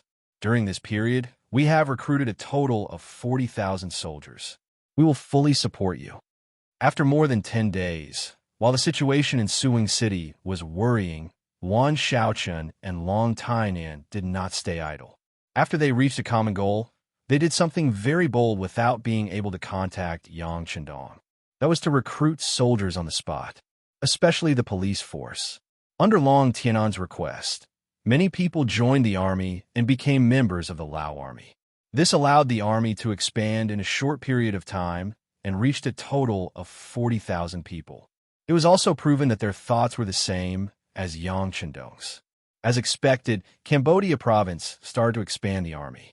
However, Lao province's actions were done before this order. Because of this, Luan Shaochun and Long Tainan jointly signed a telegram to Yang Chendong to ask for forgiveness. Not only was military power important, it was also very sensitive. It was like a double-edged sword. If used well, it could be used to kill the enemy. If not, it would hurt oneself. Knowing this, the two of them had to show some attitude. Of course, Yang Chendong also had to show some attitude. He ended the telegram by telling them not to do it again. This was also a reminder to some people that privately recruiting and dispatching troops was not allowed.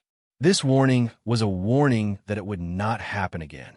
After receiving support, Commander Luo finally let loose. Other than the 7th Division who remained in Vietnam to stabilize the situation, the 2nd Division and the 6th Division moved out. They suddenly left Wanxiang City and charged towards the Siamese camp outside the city. Following behind these two divisions were the 40,000 newly recruited Lao army soldiers. They were made up of young and strong Lao army soldiers who had yet to get used to each other. At this point, the North, South, and East 5-star armies started to retaliate against Siam.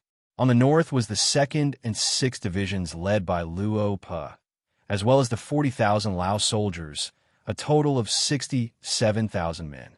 On the east was the 1st Cavalry Division led by Yang Chendong, the 1st Cavalry Division of the new 1st Army, half of the 5th Division, and 50,000 Cambodian soldiers, a total of 74,000 men. On the south was the 1st and 2nd Divisions of the 1st and 2nd Divisions of the 1st C Division. They had a total of 17,000 soldiers. Among them, C's 2nd Division, Zhao Chongshao, had already captured Pearl Island, later known as Phuket Island, cutting off Siam's southern row by land. After C's 1st Division occupied Samui Island, they used the water to enter the land and surrounded Pattaya, later known as Tabaya, which was southeast of Bangkok, forming complete control over the entire southern Sea of Siam. When the North Army left Wanxiang City, they caught the Siam Army off guard. Over the past few days, the Siam Army had gotten used to the 5-star Army's defense and did not expect them to suddenly attack. The 20,000 unprepared Siam Army was crippled by the 2nd and 6th Divisions of the Lu Army. Amidst the sounds of gunfire, they were defeated. In less than an hour, they left behind 3,000 corpses and fled. Luo Pajuan left the task of cleaning up the battlefield to the 40,000 Lao soldiers led by Long Tainan and General Higuan. Then, he continued to lead the 2 army divisions to Wulong City, an important city in the north of Siam. At this moment, Siam's General Godin was in the city. He had just heard the news of the 5-star army's attack. Not long after, he saw his soldiers being defeated. He also saw the 5-star army soldiers in green chasing after his soldiers. The intelligence personnel had already reported the information. Every 5-star army soldier who could wear a formal suit belonged to the elite faction. They were not easy to deal with. Although Godin had 200,000 soldiers, he did not dare to be careless. He immediately ordered his men to prepare to defend the city. Cannons, bows, rocks, and kerosene were all prepared. For the sake of safety, he didn't even have the slightest intention of letting the 10,000 defeated soldiers outside the city into the city.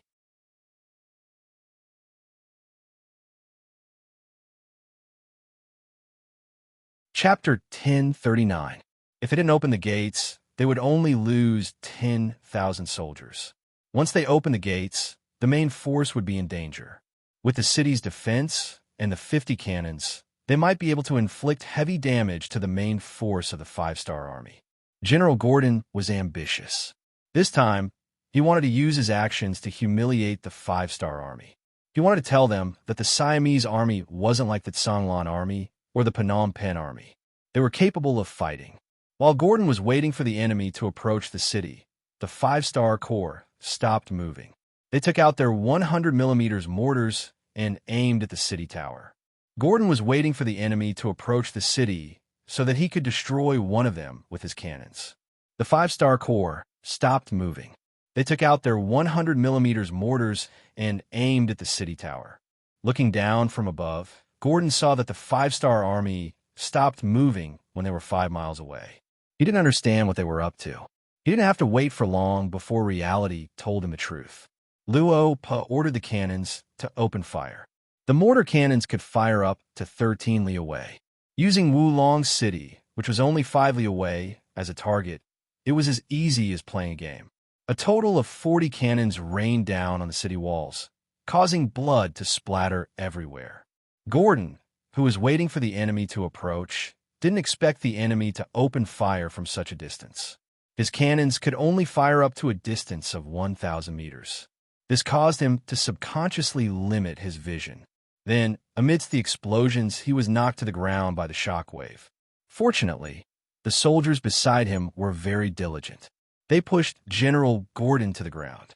With 1 dead, 1 heavily injured, and 2 lightly injured, Gordon was safe and sound. He only lost his hearing temporarily. Not only Gordon, the Siamese soldiers on the city tower also lost their hearing. Other than the buzzing sound, they couldn't hear anything from the outside world. After a round of bombardment, the 2nd and 6th Division started to charge forward.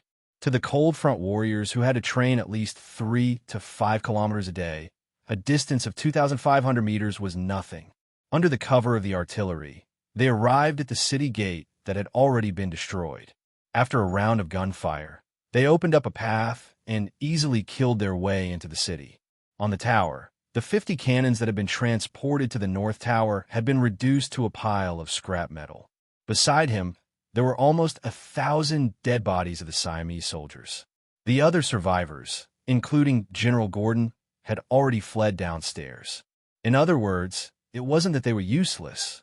It was that their opponents were too strong. Facing the 2nd and 6th Division, who were fully equipped with firearms, the Siamese soldiers were caught off guard. They didn't even know much about them. Thus, they suffered a great loss in the first battle. The 200,000 soldiers of the Siamese army retreated like fish in the sea. It could be said that human potential was infinite. With the mentality of saving their lives, the Siamese soldiers retreated so quickly that the 5-star army couldn't catch up to them. Except for a few who managed to catch up, the main force of the Siamese army fled south. After the victory of the first battle, They killed and captured 30,000 Siamese soldiers. Wulong City was handed over to the Laotian army. After a simple rest, Luo Yin led the two divisions and continued south. The news of the defeat on the northern battlefield quickly spread back to Manga City. In the palace hall, King Ili Chi showed an expression of disbelief and asked a very idiotic question in front of all the civil and military officials. What is the five-star army doing? Are they going to destroy Siam like they did to Lansong and Golden Rim? Proud people would always magnify their own strengths for no reason, but at the same time, they would also magnify their enemies' weaknesses. In Ilaqui's eyes, Siam was the strongest army in the world. Perhaps it was a little weaker than the five-star army, but they had their own strengths. How could they be bullied so easily?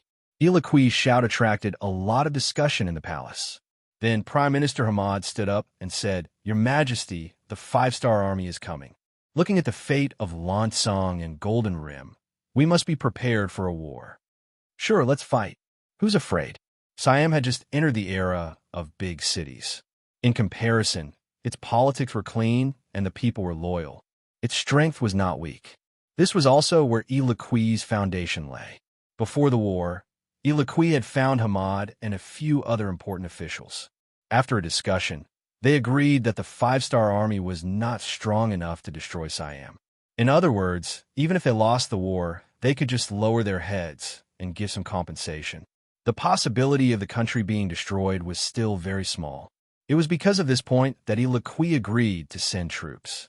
He wanted to take the five-star army by surprise and reshuffle the cards in Southeast Asia. Now it seemed that it did play a role in the early stages. They even surrounded Yang Chendong. At that time, victory was so close. Unfortunately, Tong Si did not take advantage of this opportunity. In the end, he missed out on victory.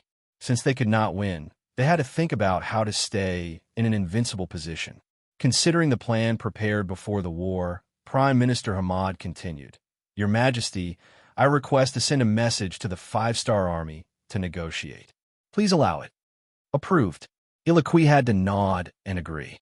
Unless he was prepared to fight to the death with the five-star army, he could only negotiate and use this method to quell the flames of war. Under the cold consent of King Ilaqui, the royal capital Bangkok once again gathered 200,000 troops to prepare for war. They were ready to support the various battlefields at any time. At the same time, they also sent a message to the five-star army to express their intention to negotiate. The so-called peace talks were often the result of fighting. Fighting and fighting, fighting and fighting. Everything came to a conclusion. In the end, it was a happy scene for everyone. After the Siam army lost the upper hand, the news of peace talks came.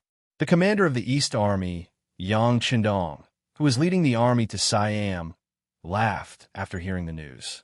All of this was within his expectations. He even sent a telegram to the Ministry of Foreign Affairs in advance and asked them to send people over. Peace talks. They killed so many of our brothers. Now that our reinforcements are here, they are afraid. They want peace talks. How can there be such a good thing in the world? Beta Persei muttered to express his anger. Beta Persei's opinion made Yang Chendong speechless. In this battle, more than 200 black cavalry soldiers and more than 4,000 soldiers of the 5th Division died. It was a heavy loss, but in comparison, what benefits did the Siam army gain? The number of people captured and killed had exceeded 120,000. This was already a 30-fold loss ratio. At this moment, the king of Siam was the one suffering, not him. But then again, the lives of the five-star army soldiers were very important. How could it be compared to the Siam army?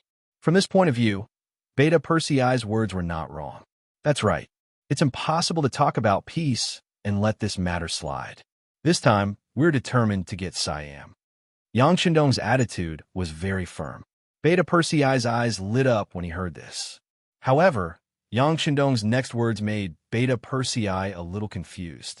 But based on the information we have, Siam prepared a full 800,000 soldiers before this battle.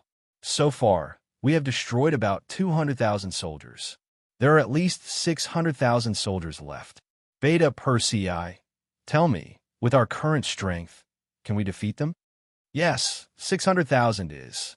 Beta Persei stopped mid-sentence. This was 600,000, not 60,000. The total number of soldiers of the five-star armies. Even if the average D-ping were to be included, they would only have around 150 to 160,000 men. Even if they wanted to destroy the enemy, they still had to split up their forces to defend the cities that they had occupied. Beta Persei did not speak, and Yang Chendong did not intend to ask any more questions. Instead, he looked thoughtfully in the direction of Siam. A bold plan was formed in his mind again. This plan could be expressed in a very simple way. There were only 4 words: training troops on the battlefield. Soldiers who had never been on the battlefield could not be considered real warriors. This was true for ordinary soldiers. After a few battles, Yang Chendong had already seen his disadvantage. That was, he had too few troops. If he was so weak to deal with the Siam army, wouldn't he be in the same predicament if he was forced to fight against a bigger force in the future? For the future, he also needed to prepare for military training. How could he create a decent army in a short period of time? Their strength could not be said to be on par with the Cold Front, but at least they had to meet the requirements of a B-level army. After thinking about it, the only good idea was to train troops on the battlefield. With the 600,000 soldiers of Siam as a whetstone, Yang Chendong wanted to see how many B-level troops he could train. In order to achieve this goal, more local battles were needed. That was to say, how to fight the Siamese army continuously and make them send out their troops without getting angry became the most important thing. Thinking about it carefully, it seemed that the best way was to talk while fighting. That was why he was so optimistic and hopeful about the upcoming negotiations between the two sides. Before Yang Chendong had to wait too long, someone from the Ministry of Foreign Affairs came. It was their minister, Ma Dali. Yang Chendong was somewhat surprised by Ma Dali's personal visit. He was the Minister of Foreign Affairs, who stayed in Chichen City to preside over the overall situation. How could he come out so easily? Seeing the obvious doubt in Yang Chendong's eyes, Ma Dali smiled bitterly and said, "Sixth young master, for the current Ministry of Foreign Affairs, the most important thing is the war with Siam. So I came in person."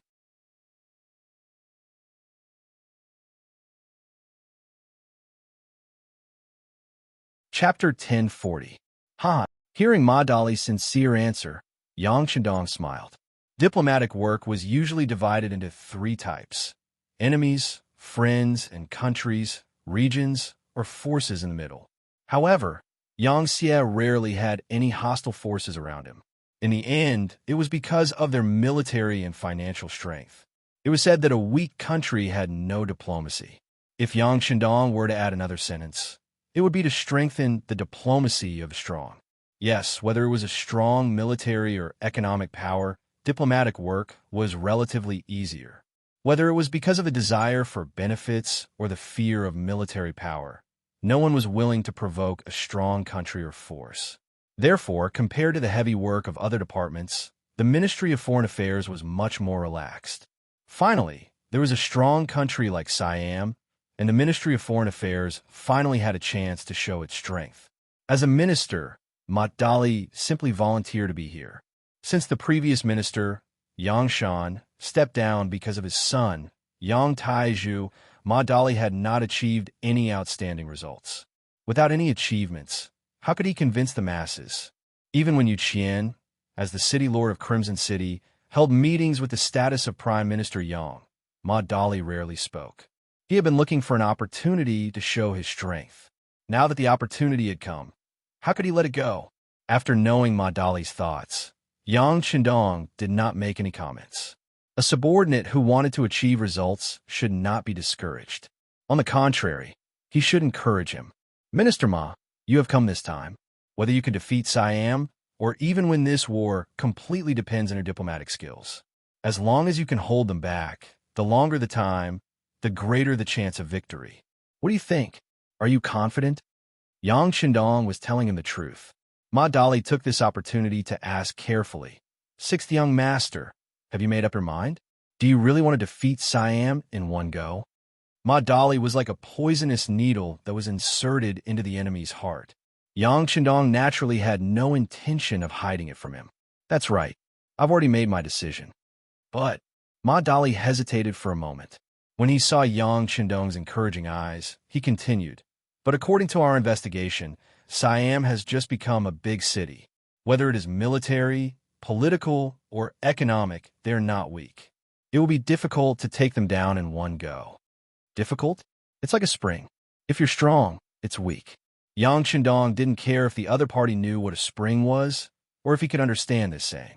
He still said decisively, if a person wants to grow, he has to go through some setbacks and difficulties. Similarly, if Yang Xie wants to expand, it has to do something that it knows is difficult. As long as it overcomes these difficulties, it will become stronger. Understood. Since Yang Chendong had already made up his mind, Ma Dali knew that there was no room for negotiation. He said, "Sixth young master, tell me, what do you want me to do next? What do I have to do?" Haha, it's actually not complicated. You just have to do this and that will do. No one knew what Yang Chendong and Ma Dali talked about, but they only knew that early the next morning, Ma Dali had set up a carriage and led a delegation of more than 100 people, representing the interests of the Yang faction, straight to Manga City. It was inevitable that some of the military officers couldn't understand the departure of the peace negotiators, especially the commander of the 5th Division, Xiao Yining. In the battle on the Barren Mountain, half of his division had died. This was a grudge that must be avenged. Why would they suddenly enter into a state of peace negotiations? Lu Zhua, the commander of the new army's 1st Cavalry Division, was also puzzled. He had traveled thousands of miles, taking a boat and rushing day and night. He hadn't even fought a single battle, and now they were going to negotiate? Then what was the point of him bringing the 1st Cavalry Division here? In the main tent, whether it was Xiao Yining or Lu Zhua, after Yang Chendong said that they could say anything and ask anything, the two of them took the lead to speak, expressing the puzzlement in the hearts of their subordinates. In response to their questions, Yang Chendong only replied, "Who said we're not going to fight?" Just this one sentence confused the two commanders. Xiao Yining reacted a little faster. "But didn't we already send people to negotiate with Siam?" "That's right," Lu Zhua quickly added. "Who said that we can't continue fighting if we're negotiating? It doesn't matter. They can talk, we'll fight." Yang Chendong waved his hand casually again, as if they had all misunderstood. In response to Yang Chendong's answer, not only the two commanders, but also the other commanders in the main tent were confused. Even the commander of the 1st Cavalry Division, Tian Hu, was puzzled. He also didn't understand what the 6th young master was going to do. Why? Is it hard to understand? The young master meant that the war and peace negotiations can be carried out at the same time. However, when we fight, we don't have to send our main force to the front like before. Instead, we can send our reserve troops to the front. We can use this opportunity to see if there are any suitable seedlings. Yang Chendong saw that everyone was confused, so he simply explained it clearly. As soon as he said this, a few people were the first to understand, especially Commander Tian Hu. Where did his 1st Cavalry Division come from? Wasn't it formed by constantly fighting on the battlefield and gathering elites? This was going to continue the old path. Naturally, he had the most right to speak. He immediately said, "The 6th young master means to train the soldiers through war." "That's what I mean. Of course, as veterans who have experienced hundreds of battles, this time, you have to do your job as instructors. Not only that, once you find a good seedling, you can apply for recruitment. The young master will give you a certain amount of talent support. Of course, you have to do your job as instructors and examiners. You have to score every soldier in the war. This is an extremely important matter. Do you understand?" When he said these words, Yang Chendong especially looked at the commander of the 5th Cavalry Division, Xiao Yining. The meaning he wanted to express was very clear. Isn't the 5th Cavalry Division lacking in soldiers? Once this war is over, the 5th Cavalry Division can be reorganized. Even though Yang Chendong's meaning was very clear, and Xiao Yining was indeed moved, there was still a problem that he didn't clarify. Otherwise, he really wouldn't be happy. The sixth young master, if his performance is outstanding, can he be promoted? Of course. Otherwise, how could he join the 5th Cavalry Division? Yang Chendong said, as if it was a matter of course. Good. I understand. At this moment, Xiao Yining's face finally revealed a smile. At this moment, he even became a little excited. He was still thinking that with the current ratio of young and strong Han men in Crimson City, it would be difficult to recruit more than 4,000 people. If things went wrong, it would affect the strength of the 5th Cavalry Division. Now that they could train the soldiers on the battlefield and recruit good seedlings, the 5th Cavalry Division would definitely be able to quickly return to its former glory. After the general plan was set, Yang Chendong announced a few more details. For example, only those who killed 10 people on the battlefield would be allowed to be promoted. Other than that, those who performed well would be able to enter the B grade troops, the auxiliary troops of Crimson City, and those who performed well will be able to enter the C grade troops, the provincial troops. As for those who didn't perform well, they would be given money to chase them away. In short, they would only fight for the sake of producing elite soldiers. If there were really no suitable candidates, it would be better to not have them than to form an army for the sake of numbers. Otherwise, not only would they be scamming them, they would also be scamming themselves. On the battlefield, the enemy wouldn't be afraid because of the number of soldiers you had. On the battlefield, victory wouldn't be decided by who had more soldiers. Using battle to nurture soldiers was carried out in an orderly manner under Yang Chendong's decision. According to his requirements, any commoner between the age of 16 and 35 who was under the Yang faction's influence could sign up. Then, the various cities would report the list to the various provincial governments, and, in the end, the provincial governments would transport the people to the battlefield.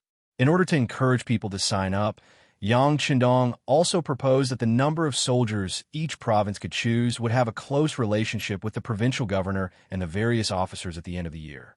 In the end, there would be a reward system, praising the provinces that performed well and scolding the provinces that didn't, etc. The temptation of being promoted was already very big, and now that it was directly related to the official rank evaluation, who wouldn't want to try their best? Immediately, under the encouragement and publicity of the local governments, there were many people who signed up. Batches of young men who met the requirements were sent to the North Army's new 2nd Army, Luo Po's, and the East Army's Yang Chendong's. In the East Army, the first army that was approved to train soldiers was the 50,000 Cambodian soldiers who followed Yang Chendong. Of course, this was not all the soldiers of the right age in Cambodia. With a population of 4 million, it was not a problem to select a few 100,000 suitable soldiers. These 50,000 soldiers were just the first batch of soldiers to be sent to the battlefield. The power of training soldiers was completely delegated to the 3 division commanders, Tian Hu, Xiao Yining, and Lu Zhua. After a discussion, they decided to only send 2,000 recruits to the battlefield at a time. In order to ensure that they would not be surrounded by the Siamese Army, the 1st Cavalry Division, the 1st Cavalry Division of the new 1st Army, and the 5th Division of the Lu Zhuapo would send veterans to accompany them. They would only be sent out when they encountered suitable opponents, so as to ensure that they could complete the training requirements under the circumstances of equal strength and strength. The 5-star Army had sent out envoys according to the king's request, and the troops were heading to the capital, Bangkok. For this reason, it was said that the 5-star Army in the south had stopped their attack on Pattaya. After receiving this news, the Siamese Army, which was originally very nervous, immediately relaxed.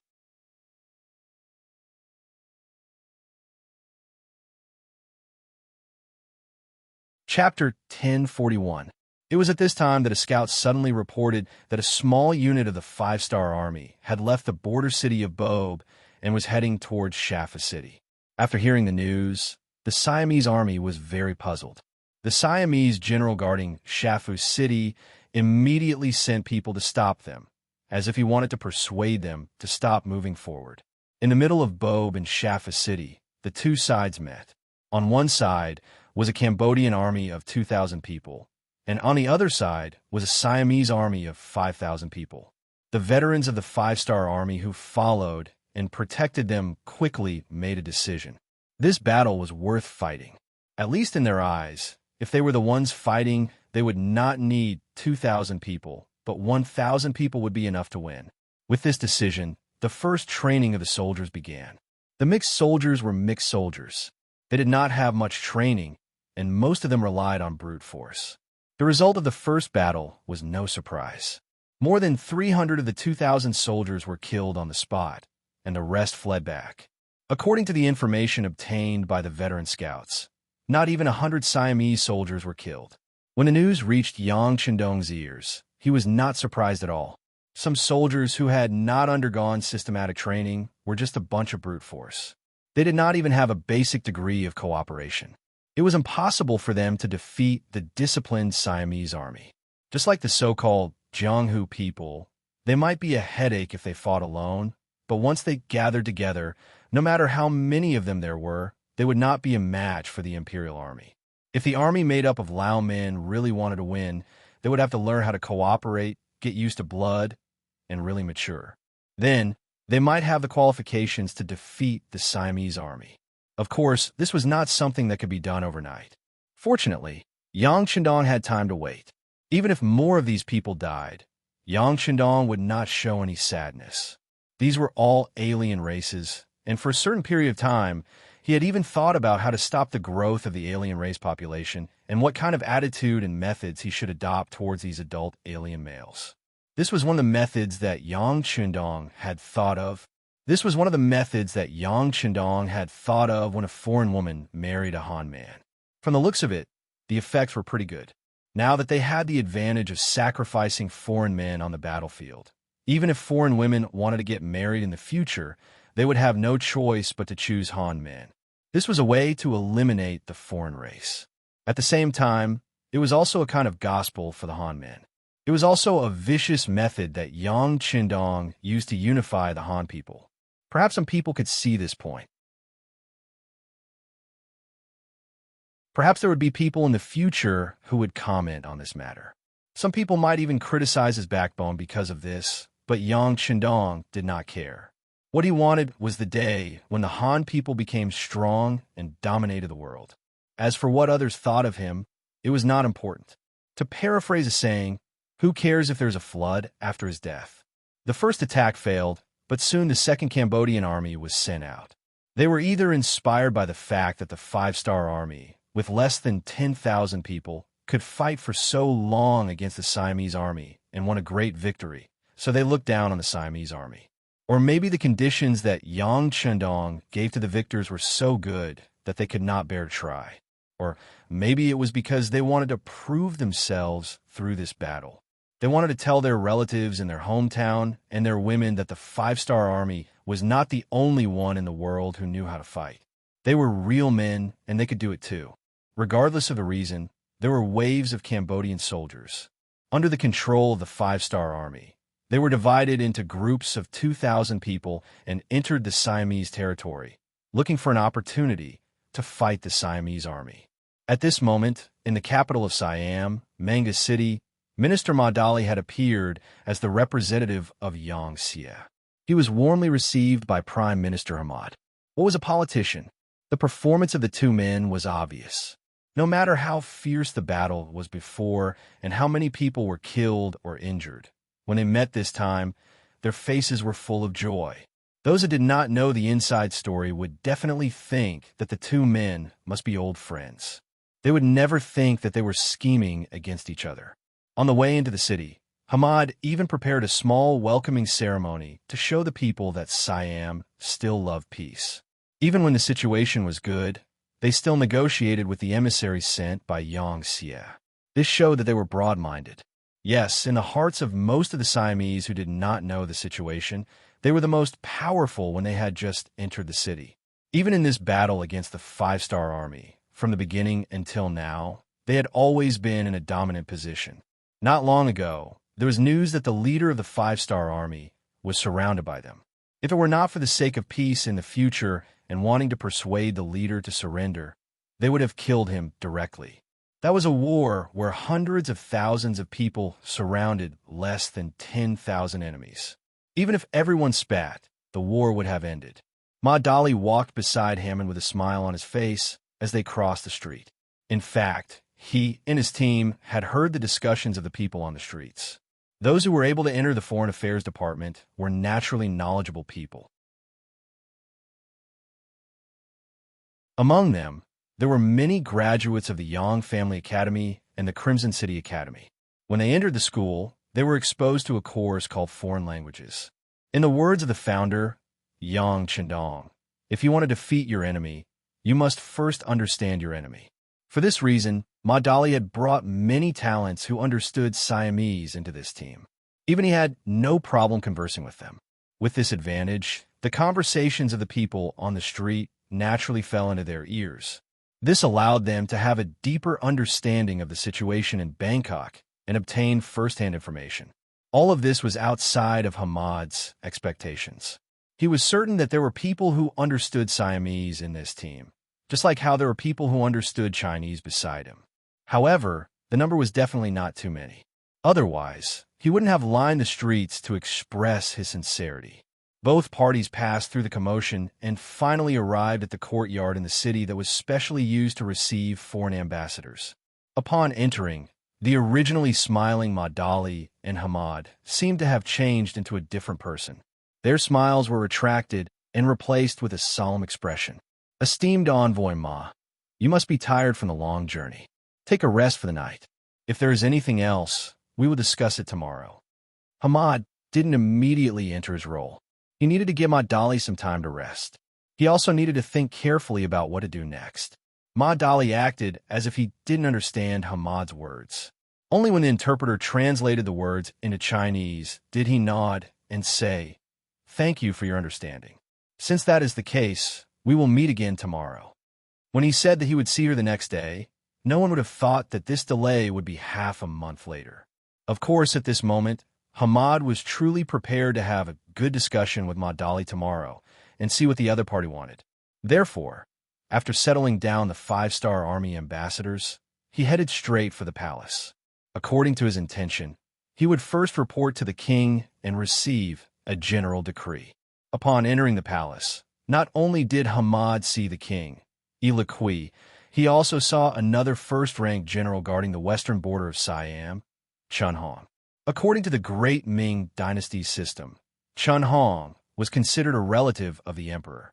His sister married Illiqui and was deeply favored by the emperor. Because of this, he was promoted several times from a small general station with 100 soldiers. In the end, he became a first-rank general, second only to Gordon. Relatives of the king were not allowed to interfere in politics. This was the same everywhere. Thus, Chun Hong had no choice but to leave the capital and head to the safest western border of Siam. He became a first-rank general in name and was mainly responsible for dealing with the Awol dynasty. To put it bluntly, he was completely a figurehead. This time, they had started an all-out war with the 5-star army. They had seized the initiative and were now in a stalemate. The situation was gradually developing in a bad direction. It could be said that it was the time for the entire country to mobilize their troops. As a first-rank general, Chun Hong naturally returned. Not only that, when he returned, he brought with him good news that he had just received from the military. The 5-star army's attacks from the north and east had suddenly become weak. News of the Siam army's victories came from the front lines. Translator, Nyoibo Studio Editor. Nyoibo Studio Good News made Yelinki very happy. After knowing the purpose of Chun Huang's visit, Yelinki immediately welcomed him. Yelinki knew the whole story and knew that the 5-star army had been launching attacks every day. Although the scale of the attacks was not very big, it was a real attack. The Siamese army naturally fought back. Originally, they were expecting a fierce battle. But who would have thought that the 5-star army could not fight anymore? Is this true? King Illiqui's face was filled with disbelief as he asked. Yes, there are battle reports from all sides. One of them was written by General Gordon himself. Chun Hong said with a face full of flattery and joy. As the saying goes, love the house and its crow. Since he liked Chun Huang's sister, Ilikui naturally did not dislike Chun Hong. Now that Chun Hong brought news of victory, he could not help but laugh heartily. This was the first time Ilikui laughed heartily since the start of the war with the Five-Star Army. At this time, Hammond entered the palace to report the situation. When he saw the king laughing so happily, he was also curious. "Your Majesty, when did you become so happy? Tell me, and I will be happy too." "Ha, good. General Chun, tell the Prime Minister about this." Ilikui was in a good mood and immediately agreed.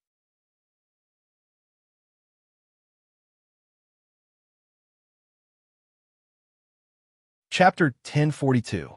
With a smile on his face, Chun Hong turned around and bowed to Hammond. He then said, "Prime Minister, news just came from the front lines. The Five-Star Army's attack is weak. After several battles, they have suffered heavy losses. Our side has won, and this is all thanks to His Majesty. His Majesty's troops represent the righteous. Even the heavenly sect was moved, resulting in today's victory." Chun Hong did not forget to take the opportunity to flatter the king. At the same time, he was carefully observing Hammond's reaction. Just like in most dynasties, civil and military were at odds. In Siam, civil and military rarely got along. In particular, the reason why Chun Hong left the capital for Shijiang was because of the advice of Hammond and the other civil officials. He hated these people from the bottom of his heart, but because the king valued these civil officials, he had no choice but to deal with them. But no action did not mean no thoughts. During his time in Shijiang, Chun Hong was constantly thinking about revenge. This time, he was looking for an opportunity to do so. In his view, if he wanted to take revenge, the first person he had to deal with was the Prime Minister, who wielded enormous influence in the court. If he did not topple this mountain, once the war was over, he would probably have to return to the western border to suffer. Prime Minister Hammond didn't think too much about it. At least at this moment, his mind was completely focused on government affairs. When he heard Chun Hong say that the situation on the front lines was starting to turn for the better, he was truly confused. If not for the fact that he understood General Gordon and knew that this person was the worst at lying, he would have doubted the veracity of this matter. Since even General Gordon said that the front lines had won, Hammond had to think carefully about what was going on. From the bottom of his heart, Hammond did not believe it. A five-star army that could defeat the Jiaoji Kingdom, the Lansong Dynasty, and the Golden Bian Dynasty, as well as occupy the Luzon Island and a large area of the sea, they stunned everyone from the moment they appeared. With their strong financial resources and powerful military capabilities, there were few who would not follow their orders. How could such an army suddenly have such a low combat strength? This didn't make any sense at all. Hammond suddenly stopped talking. He didn't express any opinion and just stood there with a frown on his face. Chun Hong saw all of this, and it was difficult for him to find a weakness. He had no choice but to continue asking, "Prime Minister, why do you look unhappy? Are you unhappy that the army won the battle at the front lines?" After this reminder, even King Ili Chi paid attention to it. But out of trust, he still said, "How can that be? The Prime Minister is the Prime Minister of Siam. He will naturally be happy to hear that the frontline army has won the battle." "Yes, of course I'm happy." At this moment, Hammond also recovered and hurriedly replied. But after saying this, he still voiced out his doubts. "It's just that the five-star army has always been known for their extraordinary combat strength. Why did they suddenly become weak this time?" "Weakened?" Chun Hong finally caught the opportunity and said, "How can it be weakened? It should be because our Siam army is too strong. Under His Majesty's wise leadership, we have vigorously developed our military. The treatment and training of the army are the best. Why can't such a good army win the battle?" "Prime Minister, as a general leading an army, I really can't agree with what you're saying. The Siamese army was indeed stronger than the other neighboring countries. But if it was said that they could easily defeat the five-star army, Hammond would never believe it. He decided to see for himself and personally go to the front line to see for himself. "Your Majesty, I am willing to go to the front line. Please allow it." This was Hammond's strength. He would not easily agree with the opinions of others. He would only make a decision after seeing the results. This was also the reason why Li Qi felt at ease using him. So he didn't even hesitate and agreed to this request. Hammond had something on his mind, so he didn't stay for long. Before he left, he only said that the emissary from the 5-star army had arrived, and before the battle was completely settled, he still had to receive him with courtesy. He then left the palace hall, leaving behind Chun Hong to watch him leave. He said with some dissatisfaction, "Your Majesty, he doesn't trust our army and General Gordon." "Sigh, General Chun, don't think too much. Prime Minister is such a serious person. It's good to let him see. That way, we can rest assured." Ilikui was not influenced by Chun Huang's words. In his heart, he didn't really believe this news. He also hoped that someone could make a trip. Hammond's volunteering was exactly what he wanted. Ma Dali, who was in the emissary group's courtyard, did not know about this. The next morning, not only did he not see Hammond, who was supposed to be here, but everyone was also grounded. Considering that the two countries were at war, they were not allowed to leave the courtyard for fear of being affected. Fortunately, food and drinks were delivered in time. Otherwise, the minister would have to consider whether Siam was going to reveal their true intentions. The training of the soldiers on the northern and eastern fronts continued. The battle situation did not improve. The 40,000 Laotian soldiers on the northern front and the 50,000 Cambodian soldiers on the eastern front were sent out for battle for the third time. Relatively speaking, they would still lose against the Siam army. It was just that they did not lose as quickly. However, it was still far from a draw. It was also at this time that a steady stream of reserve troops arrived. After receiving Yang Chendong's orders, the provinces immediately started recruiting soldiers. The attractive policies were also spread to all the provinces under Yang Xie's control. Once they performed well, they could be promoted. Such a temptation tempted the foreign youths, who knew the power of the Han people, to no avail. With the opportunity in front of them, there were not many who did not want to seize it and give it a try. There were many such applicants. In a short period of time, 200,000 youths had signed up. It was said that this was only a portion of the total. There would be more applicants in the future. Since there were so many people who wanted to sign up, Yang Chendong naturally did not reject any of them. Yang Xie, who did not lack food, was never afraid of having too many people. He only despised having too few people. When a new batch of soldiers arrived, the disadvantage on the battlefield became even more obvious. In contrast, the morale of the Siam army was increasing day by day. The continuous victories had made some of the soldiers feel smug. When they found out that as long as they encountered the 5-star army, they would definitely be the ones to win. Although they didn't get much, they still had some achievements. They could report their military exploits and receive money. Therefore, everyone became more active. This was especially true when they discovered that their numbers were too large and they often couldn't find an opponent.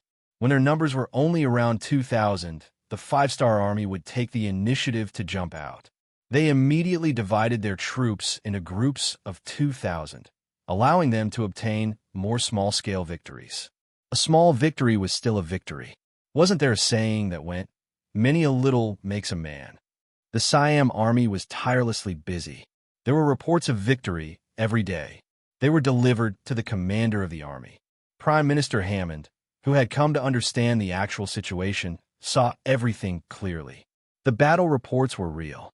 From time to time, some corpses of the 5-star army soldiers would be sent back. These cannot be faked. All of this made Hammond speechless. Even the Siam army in the east had achieved such a great victory. With General Gordon leading the army in the north, there was nothing to doubt about the results. What was going on? Was the 5-star army's strength not enough due to the continuous expansion? Or was their standard just average to begin with?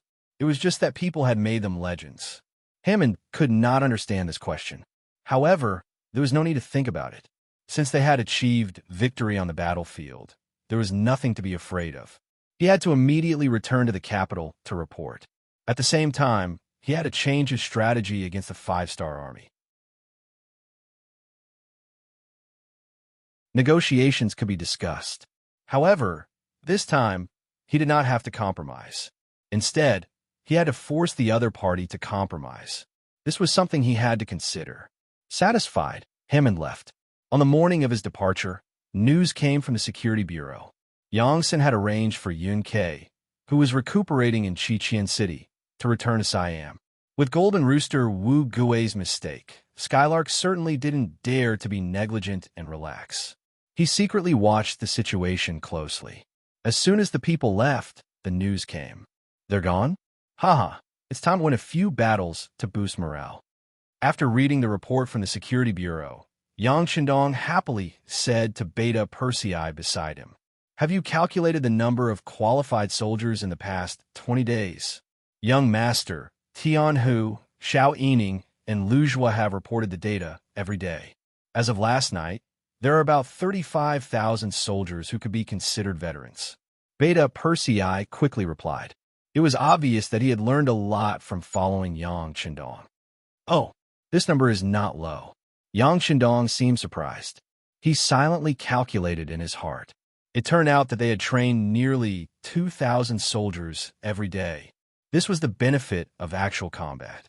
Survival of the fittest. War had the final say. Facts had the final say. In between life and death, people's potential could often be maximized.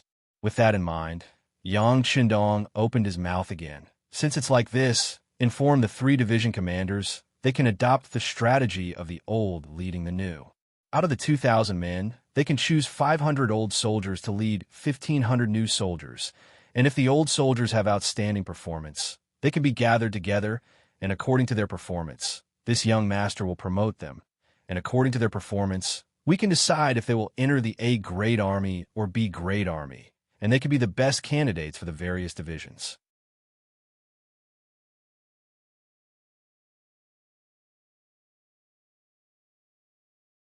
Chapter 1043. After 20 days of training, there were finally results. Beta Persei also agreed happily, and it was from this day onwards that the situation on the battlefield began to change subtly. Similarly, the enemy was no longer defeated by the 5-star army after encountering each other. Sometimes they could even fight to a draw, and occasionally they could even turn defeat into victory. At first, the Siamese army did not feel anything about the changes on the battlefield.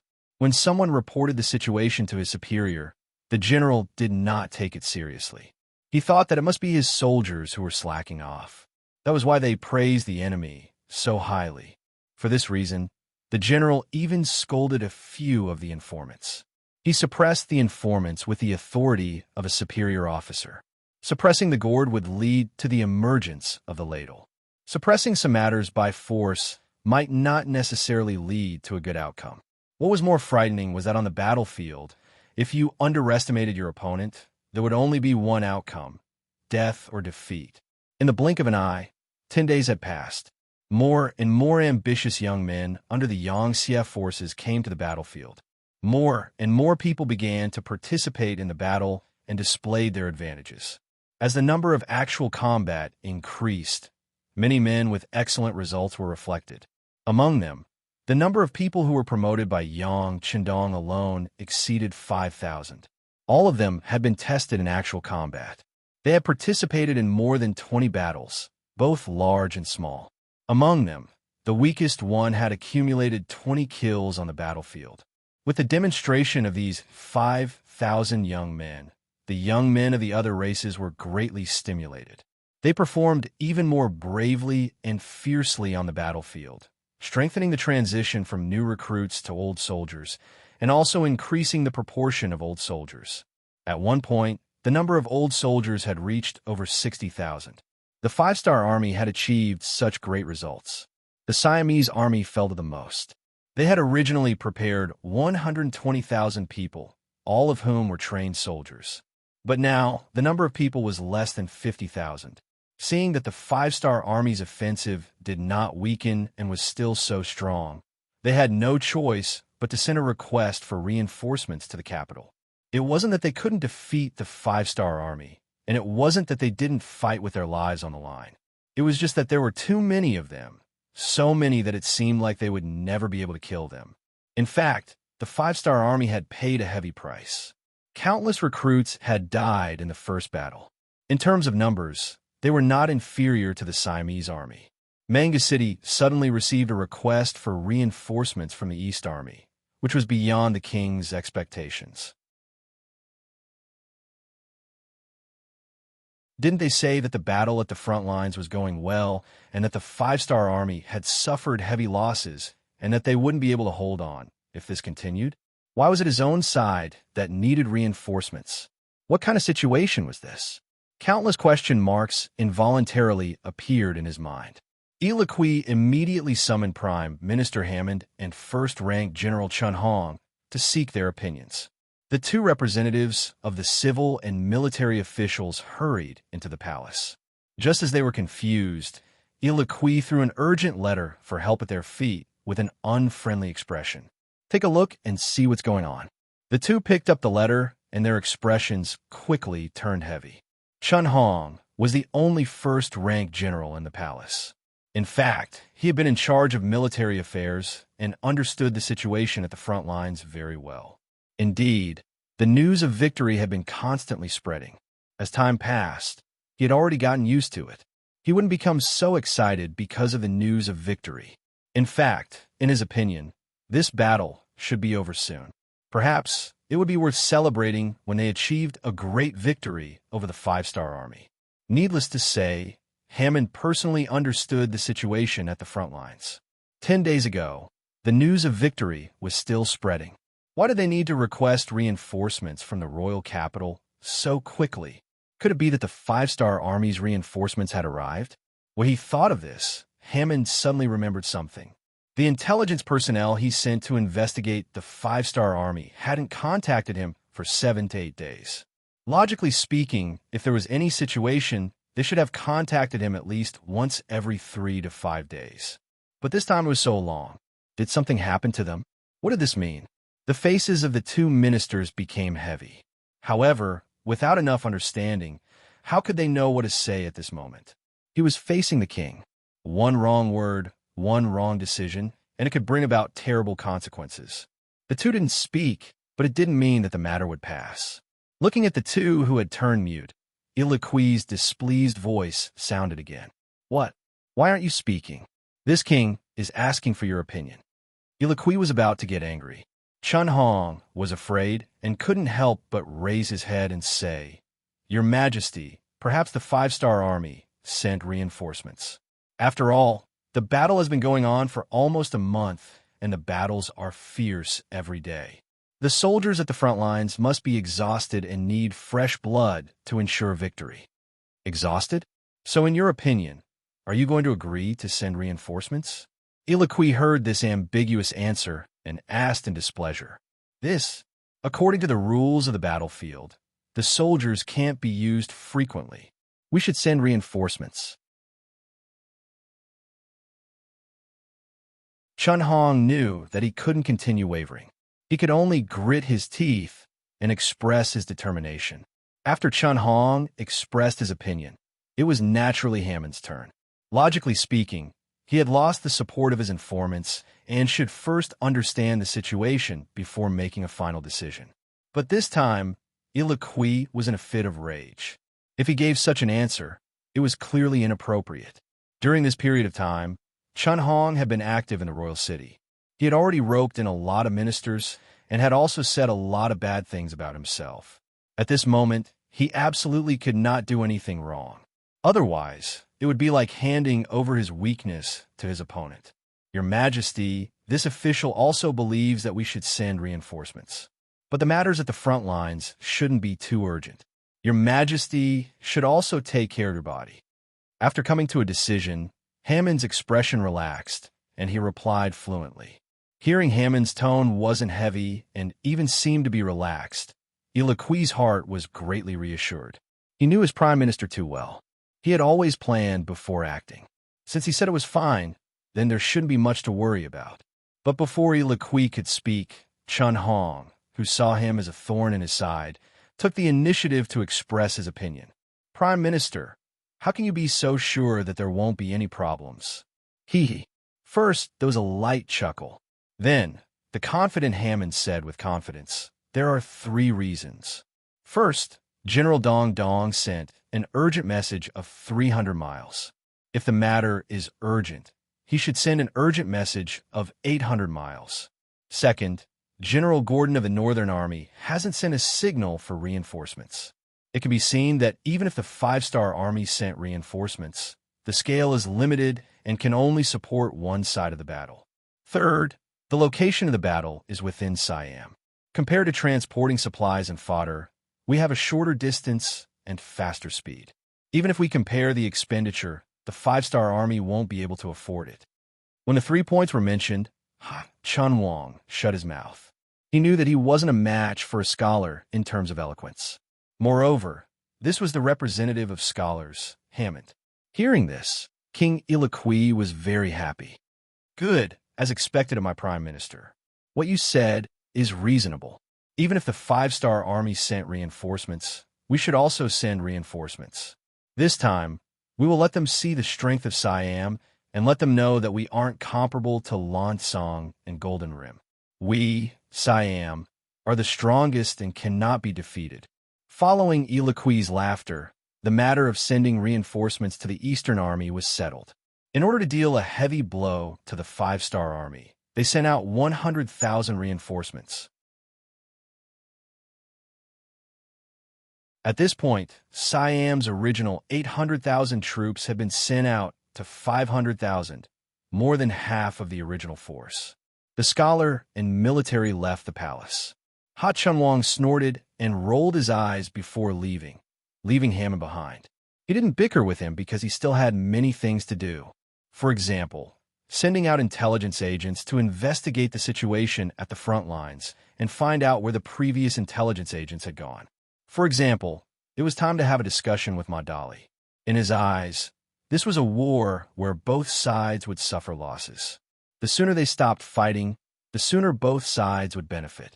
And so, in the diplomatic mission's courtyard, after 25 days, almost a month, Madali finally met with Hammond once again. Prime Minister, you are so busy. Upon meeting, Madali mocked the other party. Speaking of which, he couldn't be blamed for being so angry. After being ignored for almost a month, anyone would be angry. Before coming, Hammond had already expected Yang Xie's special envoy to be unhappy. He immediately cupped his fist and said, "My apologies, my sincere apologies. There was a small problem at the front lines. I just finished dealing with it. See, the first thing I did after returning is to see you." "Oh, a small problem at the front lines? What's the matter?" Through the interpreter, Ma Dali pretended to understand and asked. "Sai." At first, he looked pained. Then Hammond raised his head and said, "Isn't it because there are too many captives at the front lines? My king is benevolent and has sent these captives back to the royal capital. There are so many people who need to eat, so I, as the prime minister, have to take care of them. That is why I have neglected you. Please forgive me." As Hammond spoke, he paid attention to Ma Dali's reaction. He wanted to see something from this person's expression, but he didn't know that he didn't understand Ma Dali at all. Specifically, there were 3 things he didn't understand. First, as Yang Xie's foreign minister, Ma Dali's ability to communicate with people was outstanding. He was also the best at reading people's expressions. Any small mistake made by an opponent could be caught and analyzed. So, it was better to forget about playing mind games with such a person. It would be good enough if he didn't fall for other schemes.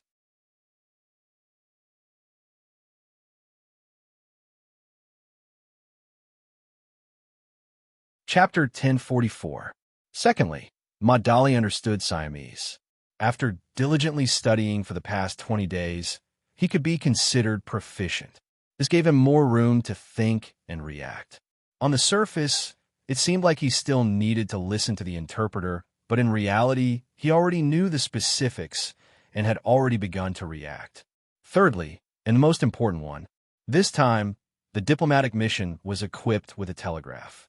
This meant that whenever he needed to know about anything that happened on the front lines, Yang Shandong would report to him, allowing him to understand the battle situation and Yang Shandong's thoughts so that he could determine the next step. All of this had been carried out in secret. On the surface, it seemed like the 100-odd members of the diplomatic mission hadn't left the courtyard, but they were well aware of the situation outside. As for the specific changes on the battlefield, he had even learned of them a few days earlier than Hammond. With these three advantages, if Hammond still wanted to play tricks and schemes with Maudali, wouldn't that be asking for humiliation? It was clearly victory that had turned into defeat, yet Maudali was still pretending to be the victor in front of him. Hearing this, Maudali sneered in his heart, but pretended to be extremely shocked, as if he was panicking. "What? Sir Minister said the 5-star army suffered a great defeat on the front lines? That's impossible, impossible. Our reinforcements will arrive soon, although they are untrained civilians." At this point, Maudali suddenly shut his mouth, and with an awkward expression, he took a sip of water from the cup in front of him. It seemed like he did it in a moment of desperation, but it was actually for Hammond to hear. The crux of the matter was how he said it to the other party, and how much of it the other party would believe. From the looks of it, his goal should be achieved. Indeed, he had achieved his goal. Maudali's performance was too realistic, and in addition to this sudden question, people would often involuntarily answer the most realistic situation. More importantly, Hammond was certain that Maudali didn't know what had happened on the front lines, so he didn't have time to lie to the 5-star army. Of course, the most important point was that the result of his analysis was that the 5-star army had reinforcements. Maudali's answer coincided with his own inference. However, he did not expect that the reinforcements would be untrained civilians. If all of this was true, Siam only needed to block the attacks of the 5-star army to turn the tables and regain control of the battle. Immensely excited by this sudden news, Hammond suppressed his decision to negotiate with Maudali. He only expressed his concern for food and accommodation, saying that since they were in Bangkok, they were guests. If there was anything they needed, they could ask at any time. Following that, Hammond left with an anxious expression. He was indeed a little anxious. He needed to report the situation to the king, and then reconsider how many reinforcements to send. In the Siamese palace, King Yaliki was overjoyed when he heard Hamad's report. So, the 5-star army did send reinforcements, and it should have been discussed beforehand. It's just that they have no reinforcements to send. So, they sent some civilians? Yes, this special envoy has been out for more than a month. Naturally, he wouldn't be clear about the situation on the battlefield. The fact that he mentioned reinforcements should be the policy that the 5-star army agreed on before he came. Haha, congratulations, Your Majesty. The 5-star army has sent out all of their elites, and now they even need to send in civilians. Facing these untrained people, apart from their numbers, there is nothing to be afraid of. Hammond bowed and congratulated. This caused Hammond to burst out in laughter. Ha, good. Lord Prime Minister, you've handled this matter well. Now that we know the truth about the 5-star army, in your opinion, how should we deal with them? Your Majesty, I believe that the enemy's only advantage is their numbers. If we can dispatch more soldiers to join the battle and create an unstoppable momentum, I believe victory won't be too difficult. Hammond, who had already come up with a plan on the way here, said excitedly. Oh, Minister Zwa means to continue to send in reinforcements? Ilichi roughly understood the meaning behind these words. Yes, continue to send in reinforcements. As long as we can defeat the 5-star army, victory will not be difficult. We can even use this opportunity to expand the territory of our Siam kingdom. Hammond, who was brimming with confidence, had a smile and excitement on his face. Ilichi had always valued Hammond's ability. After hearing his analysis, Ilichi felt that it was reasonable. He nodded and said, "There are still 300,000 soldiers in the capital waiting to be deployed. In your opinion, what should we do? Forgive me for being so bold, but Your Majesty, please show your courage and only leave 100,000 behind. Send 100,000 reinforcements to the north and east respectively. Attack with an overwhelming advantage and completely frighten the 5-star army. Strike their morale, and this battle will determine the outcome. Right? Since we have sent out so many reinforcements, the battle strategy must be changed. We can't just send out 2,000 people at a time to engage the enemy in guerrilla warfare. We should gather them together to achieve a deterrent effect." Good.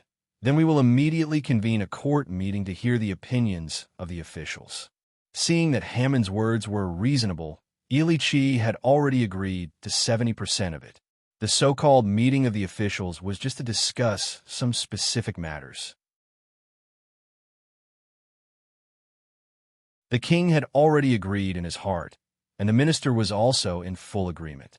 Naturally, no one in the court meeting would be blind enough to stop them. Even though Chun Hong wasn't happy that Hammond had stolen the limelight, he could only watch hatefully from the sidelines. After sending 100,000 reinforcements to the east, the capital sent another 100,000 to the north and east respectively. At this point, Siam Kingdom had sent out 700,000 of its 800,000 regular soldiers. It was not an exaggeration to call it a war of the entire country. Since Siam Kingdom sent reinforcements, Ching Tse, who had been left in Bangkok, sent the news through the radio. Yang Chendong was also very happy when he heard the news. Siam Kingdom also sent a large army to their deaths.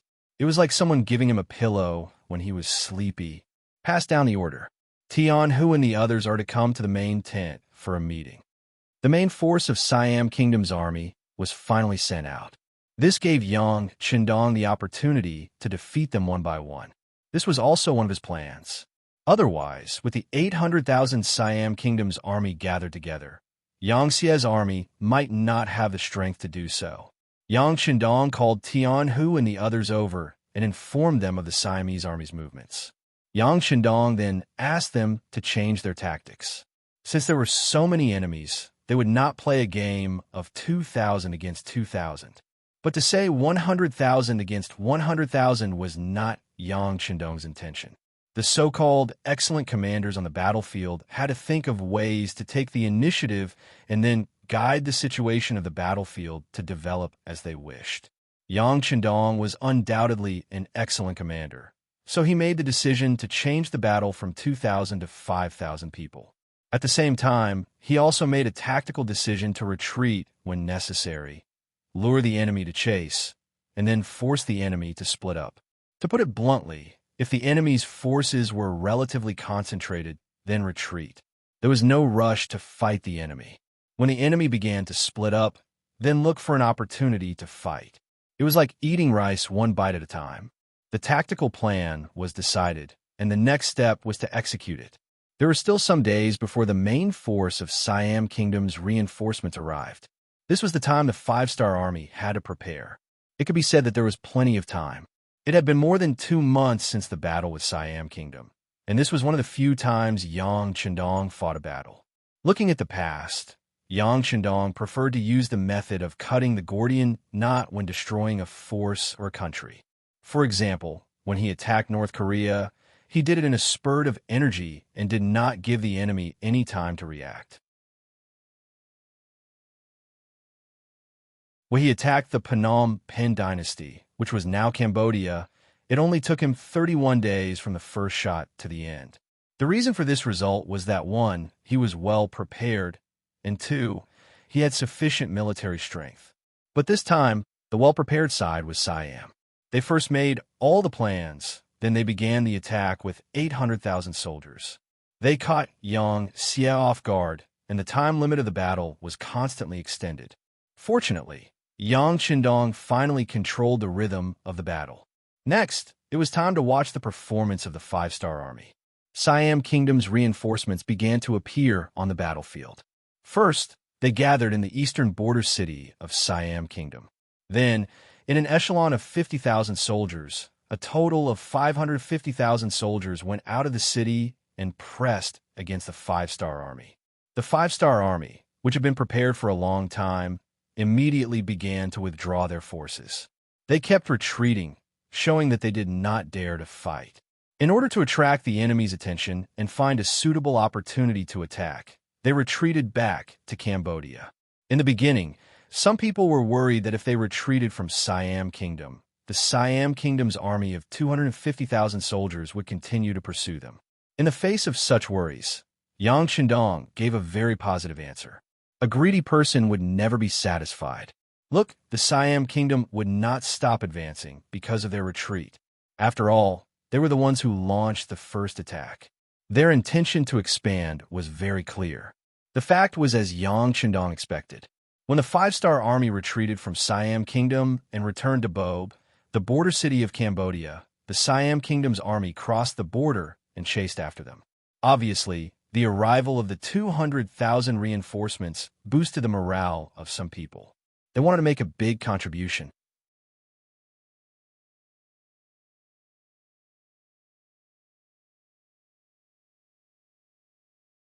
Chapter 1045. Since that was the case, Yang Chendong had no choice but to fulfill their wish. In order to inflict heavy damage to the Siamese army, Yang Chendong made two decisions. First, lure the enemy deep into their territory.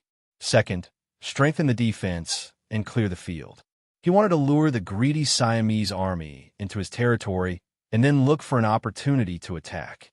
At the same time, he would not leave anything useful for the enemy. He would force the enemy to transport food from a long distance and then attack them. When it came to strengthening the defense and clearing the field, the party carrying out the plan would have to pay a price. The loss would be to the benefit of the people. Fortunately, the Siamese army had previously passed through these towns and cities. Along the way, they had burned, killed, and looted. The people had already suffered a disaster and had nothing valuable in their hands. This made the strengthening of the defense and clearing of the field much easier. The 250,000 Siamese soldiers continued to march forward, singing songs of victory. They were arrogant as they passed through Bob, Siam, Angkor, and other places. They followed the edge of the Tunnel Sai River into the depths of Cambodia. When the news reached Bangkok, King Ili Chi was very happy. He did not expect the seemingly powerful five-star army to be so weak. He was glad that he had listened to Hamad and sent a large number of reinforcements. Otherwise, he would have been intimidated by the five-star army. Ili Chi was in a good mood. Even the people of Siam felt good about themselves. When the streets and alleys were filled with news of the victories of the frontline soldiers, the people were overjoyed. Some of them even went to the compound of the diplomatic mission to express their excitement. They tried to enter the compound and parade Ma Dali and the others to the public. After all, this was the relay station of the Siamese ambassadors. The Siamese soldiers guarding this place would not allow ordinary people to enter. However, as more and more people gathered nearby, they finally could not withstand the pressure and sent someone to report to Hamad. When two armies were at war, they would not kill the ambassadors. Moreover, the Siamese army had not achieved the final victory. On the battlefield, the situation was ever-changing. If the ambassadors sent by the five-star army were killed, the two sides would have to fight to the death. Seeing this, Hammond arrived outside the diplomatic mission's compound and brought 1,000 soldiers with him to protect the place. Logically speaking, this was the most normal action and even something within his duty. But when all of this fell into the eyes of the first-ranked General Chun Hong, who had always wanted to cause trouble, he saw an opportunity. Under his instigation, news quickly spread through the streets of the royal capital. Prime Minister Hammond had long been on good terms with the five-star army. This time, he even risked defending the citizens to ensure the safety of the five-star army's emissary. There was no smoke without fire. Many untrue things were often controlled by rumors and eventually became facts in people's eyes. Hamad advocated for the use of a large number of reinforcements, which won the king's praise, especially his advocacy of large-scale operations, not giving the five-star army a chance to defeat them one by one, which allowed the army to continuously occupy large areas of Cambodia. All of these were contributions, and they were the cause and effect of envy, jealousy, and hatred in the eyes of others. When one person's contributions were too great, it would attract the dissatisfaction of others. At this moment, Hammond was like this. Originally, as the prime minister, he was the leader of the officials. This time, with such a great contribution, it naturally caused others to feel a sense of hatred towards a common enemy. At this time, Chun Hong made his move. With him as the leader, the officials who were implicated collectively wrote a petition to impeach Hammond, saying that he had secretly colluded with the five-star army's diplomatic mission and did not hesitate to mobilize the Siamese army to fight against the Siamese citizens. This was the greatest provocation to the imperial power. Ili Chi, who was able to lead Siam into the era of great cities, was not a foolish person. When he saw these memorials, he was not moved. Instead, he put them aside and walked towards the harem. In the harem, the most favored concubine, Chun Huang's sister, had already received the news. When she saw the king, she naturally fawned over him and served him well. She seemed to have noticed that Ili Qui's expression was not good, so she asked him about the reason. The king was also a human, and similarly, he had his own happiness and worries. Some things were not suitable for him to tell his subordinates, so the person next to him became the target of his venting. Therefore, he told the king about the impeachment of Hammond. His beloved concubine, who was already prepared, was not willing to let go of the opportunity to speak. She said, seemingly intentionally or unintentionally, "The king need not worry. The prime minister has done many things for the country. His contributions have already spread throughout the harem, and there are even people who say when one stopped speaking, it often had a different effect. For example, when his beloved concubine suddenly stopped speaking, it was rather suspenseful, and it successfully attracted Hammond's attention." What did people say? This I dare not say. Her face was filled with fear. It had to be said that her talent was wasted if she did not go into acting. "It's fine, I forgive you. Speak." The more she acted like this, the more Ili Qui wanted to know what was going on. Completely forced, his beloved concubine said, "My subordinate said that the prime minister's contributions are great. If not for him, Siam would be in danger. If not for him, Siam would have been defeated by the 5-star army. Such a person is definitely a wise man, a great contributor, enough." Without waiting for his beloved concubine to finish speaking, Ili Qui's face was filled with anger. As a king, he was wary of his subordinates' incompetence and uselessness, but he was even more wary of his subordinates' abilities. Otherwise, why would there be a saying, "The most meritorious man is the town lord"? According to what his beloved concubine said, it seemed that Siam's achievements today were all due to Xianggui's efforts.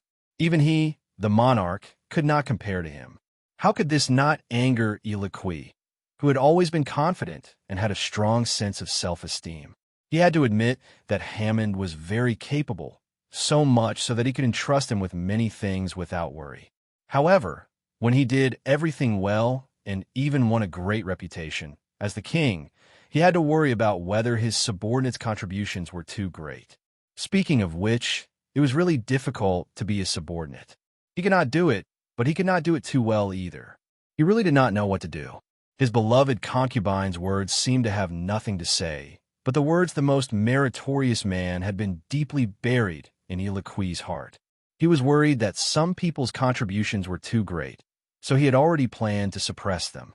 However, Ili Qui was indeed capable. He did not plan to deal with Hammond now.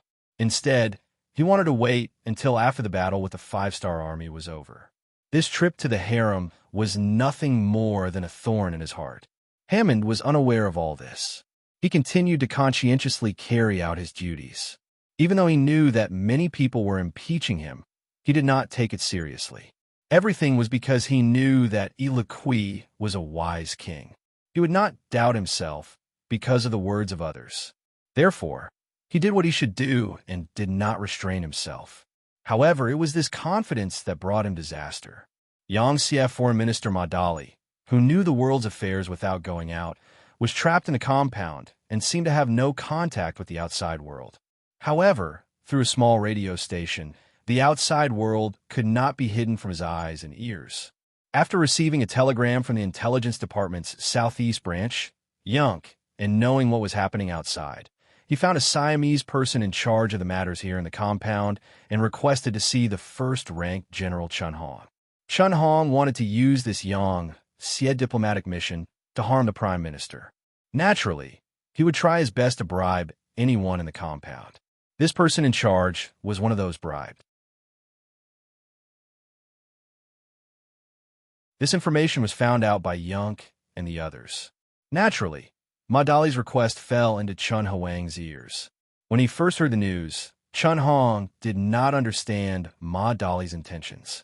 However, the more it was so, the more he felt that this meeting was necessary. He immediately decided to meet with Ma Dali. Thus, under the arrangements of his subordinates, and without alerting the Prime Minister, he entered the diplomatic compound to meet with Ma Dali. When they first met, Ma Dali lowered his status and even tried to flatter Chun Hong. At first, he gave Chun Hong a good impression. The meeting was very pleasant. Ma Dali took the opportunity to speak according to the plan. The Siamese army is invincible. Although I've been trapped here for a long time, I have not received any news from the 5-star army for a long time. Your king also has no intention of receiving us. I can imagine what will happen. In the interest of peace and friendship, he is willing to represent the 5-star army and take the initiative to negotiate. He is even willing to give half of Cambodia to Siam. He just hopes that this war will end sooner. Ma Dali spoke with great sincerity. Chun Hong had no choice but to believe him. Since Ma Dali was here to show goodwill, this was a good thing. He was overjoyed and said, "Very good. Your esteemed envoy is able to see the situation clearly. You are indeed a smart person. However, I wonder if your words can represent the highest level of the 5-star army? Of course. Otherwise, wouldn't my position as an envoy become a joke? In fact, I won't hide it from the great general. When I first came here this time, I wanted to negotiate with your country, but no one listened to me. Thus, I took the initiative to look for you. I know that you are a smart person. You will definitely agree to this mutually beneficial answer. So, as long as the general agrees, we can immediately do what we said. We, the 5-star army, are willing to cede our territory to Siam for the sake of our reputation. We only ask that you hand General Tong over to us so that we can answer to the outside world. That you're tuning in to the Romance Rendezvous YouTube channel. We're so grateful for your support, and don't forget to subscribe to join us on this incredible journey through captivating stories. Your generosity through donations truly makes a world of difference, as it's the primary source of revenue that allows me to expand and enhance this channel for you. Thank you from the bottom of my heart for being a part of this adventure.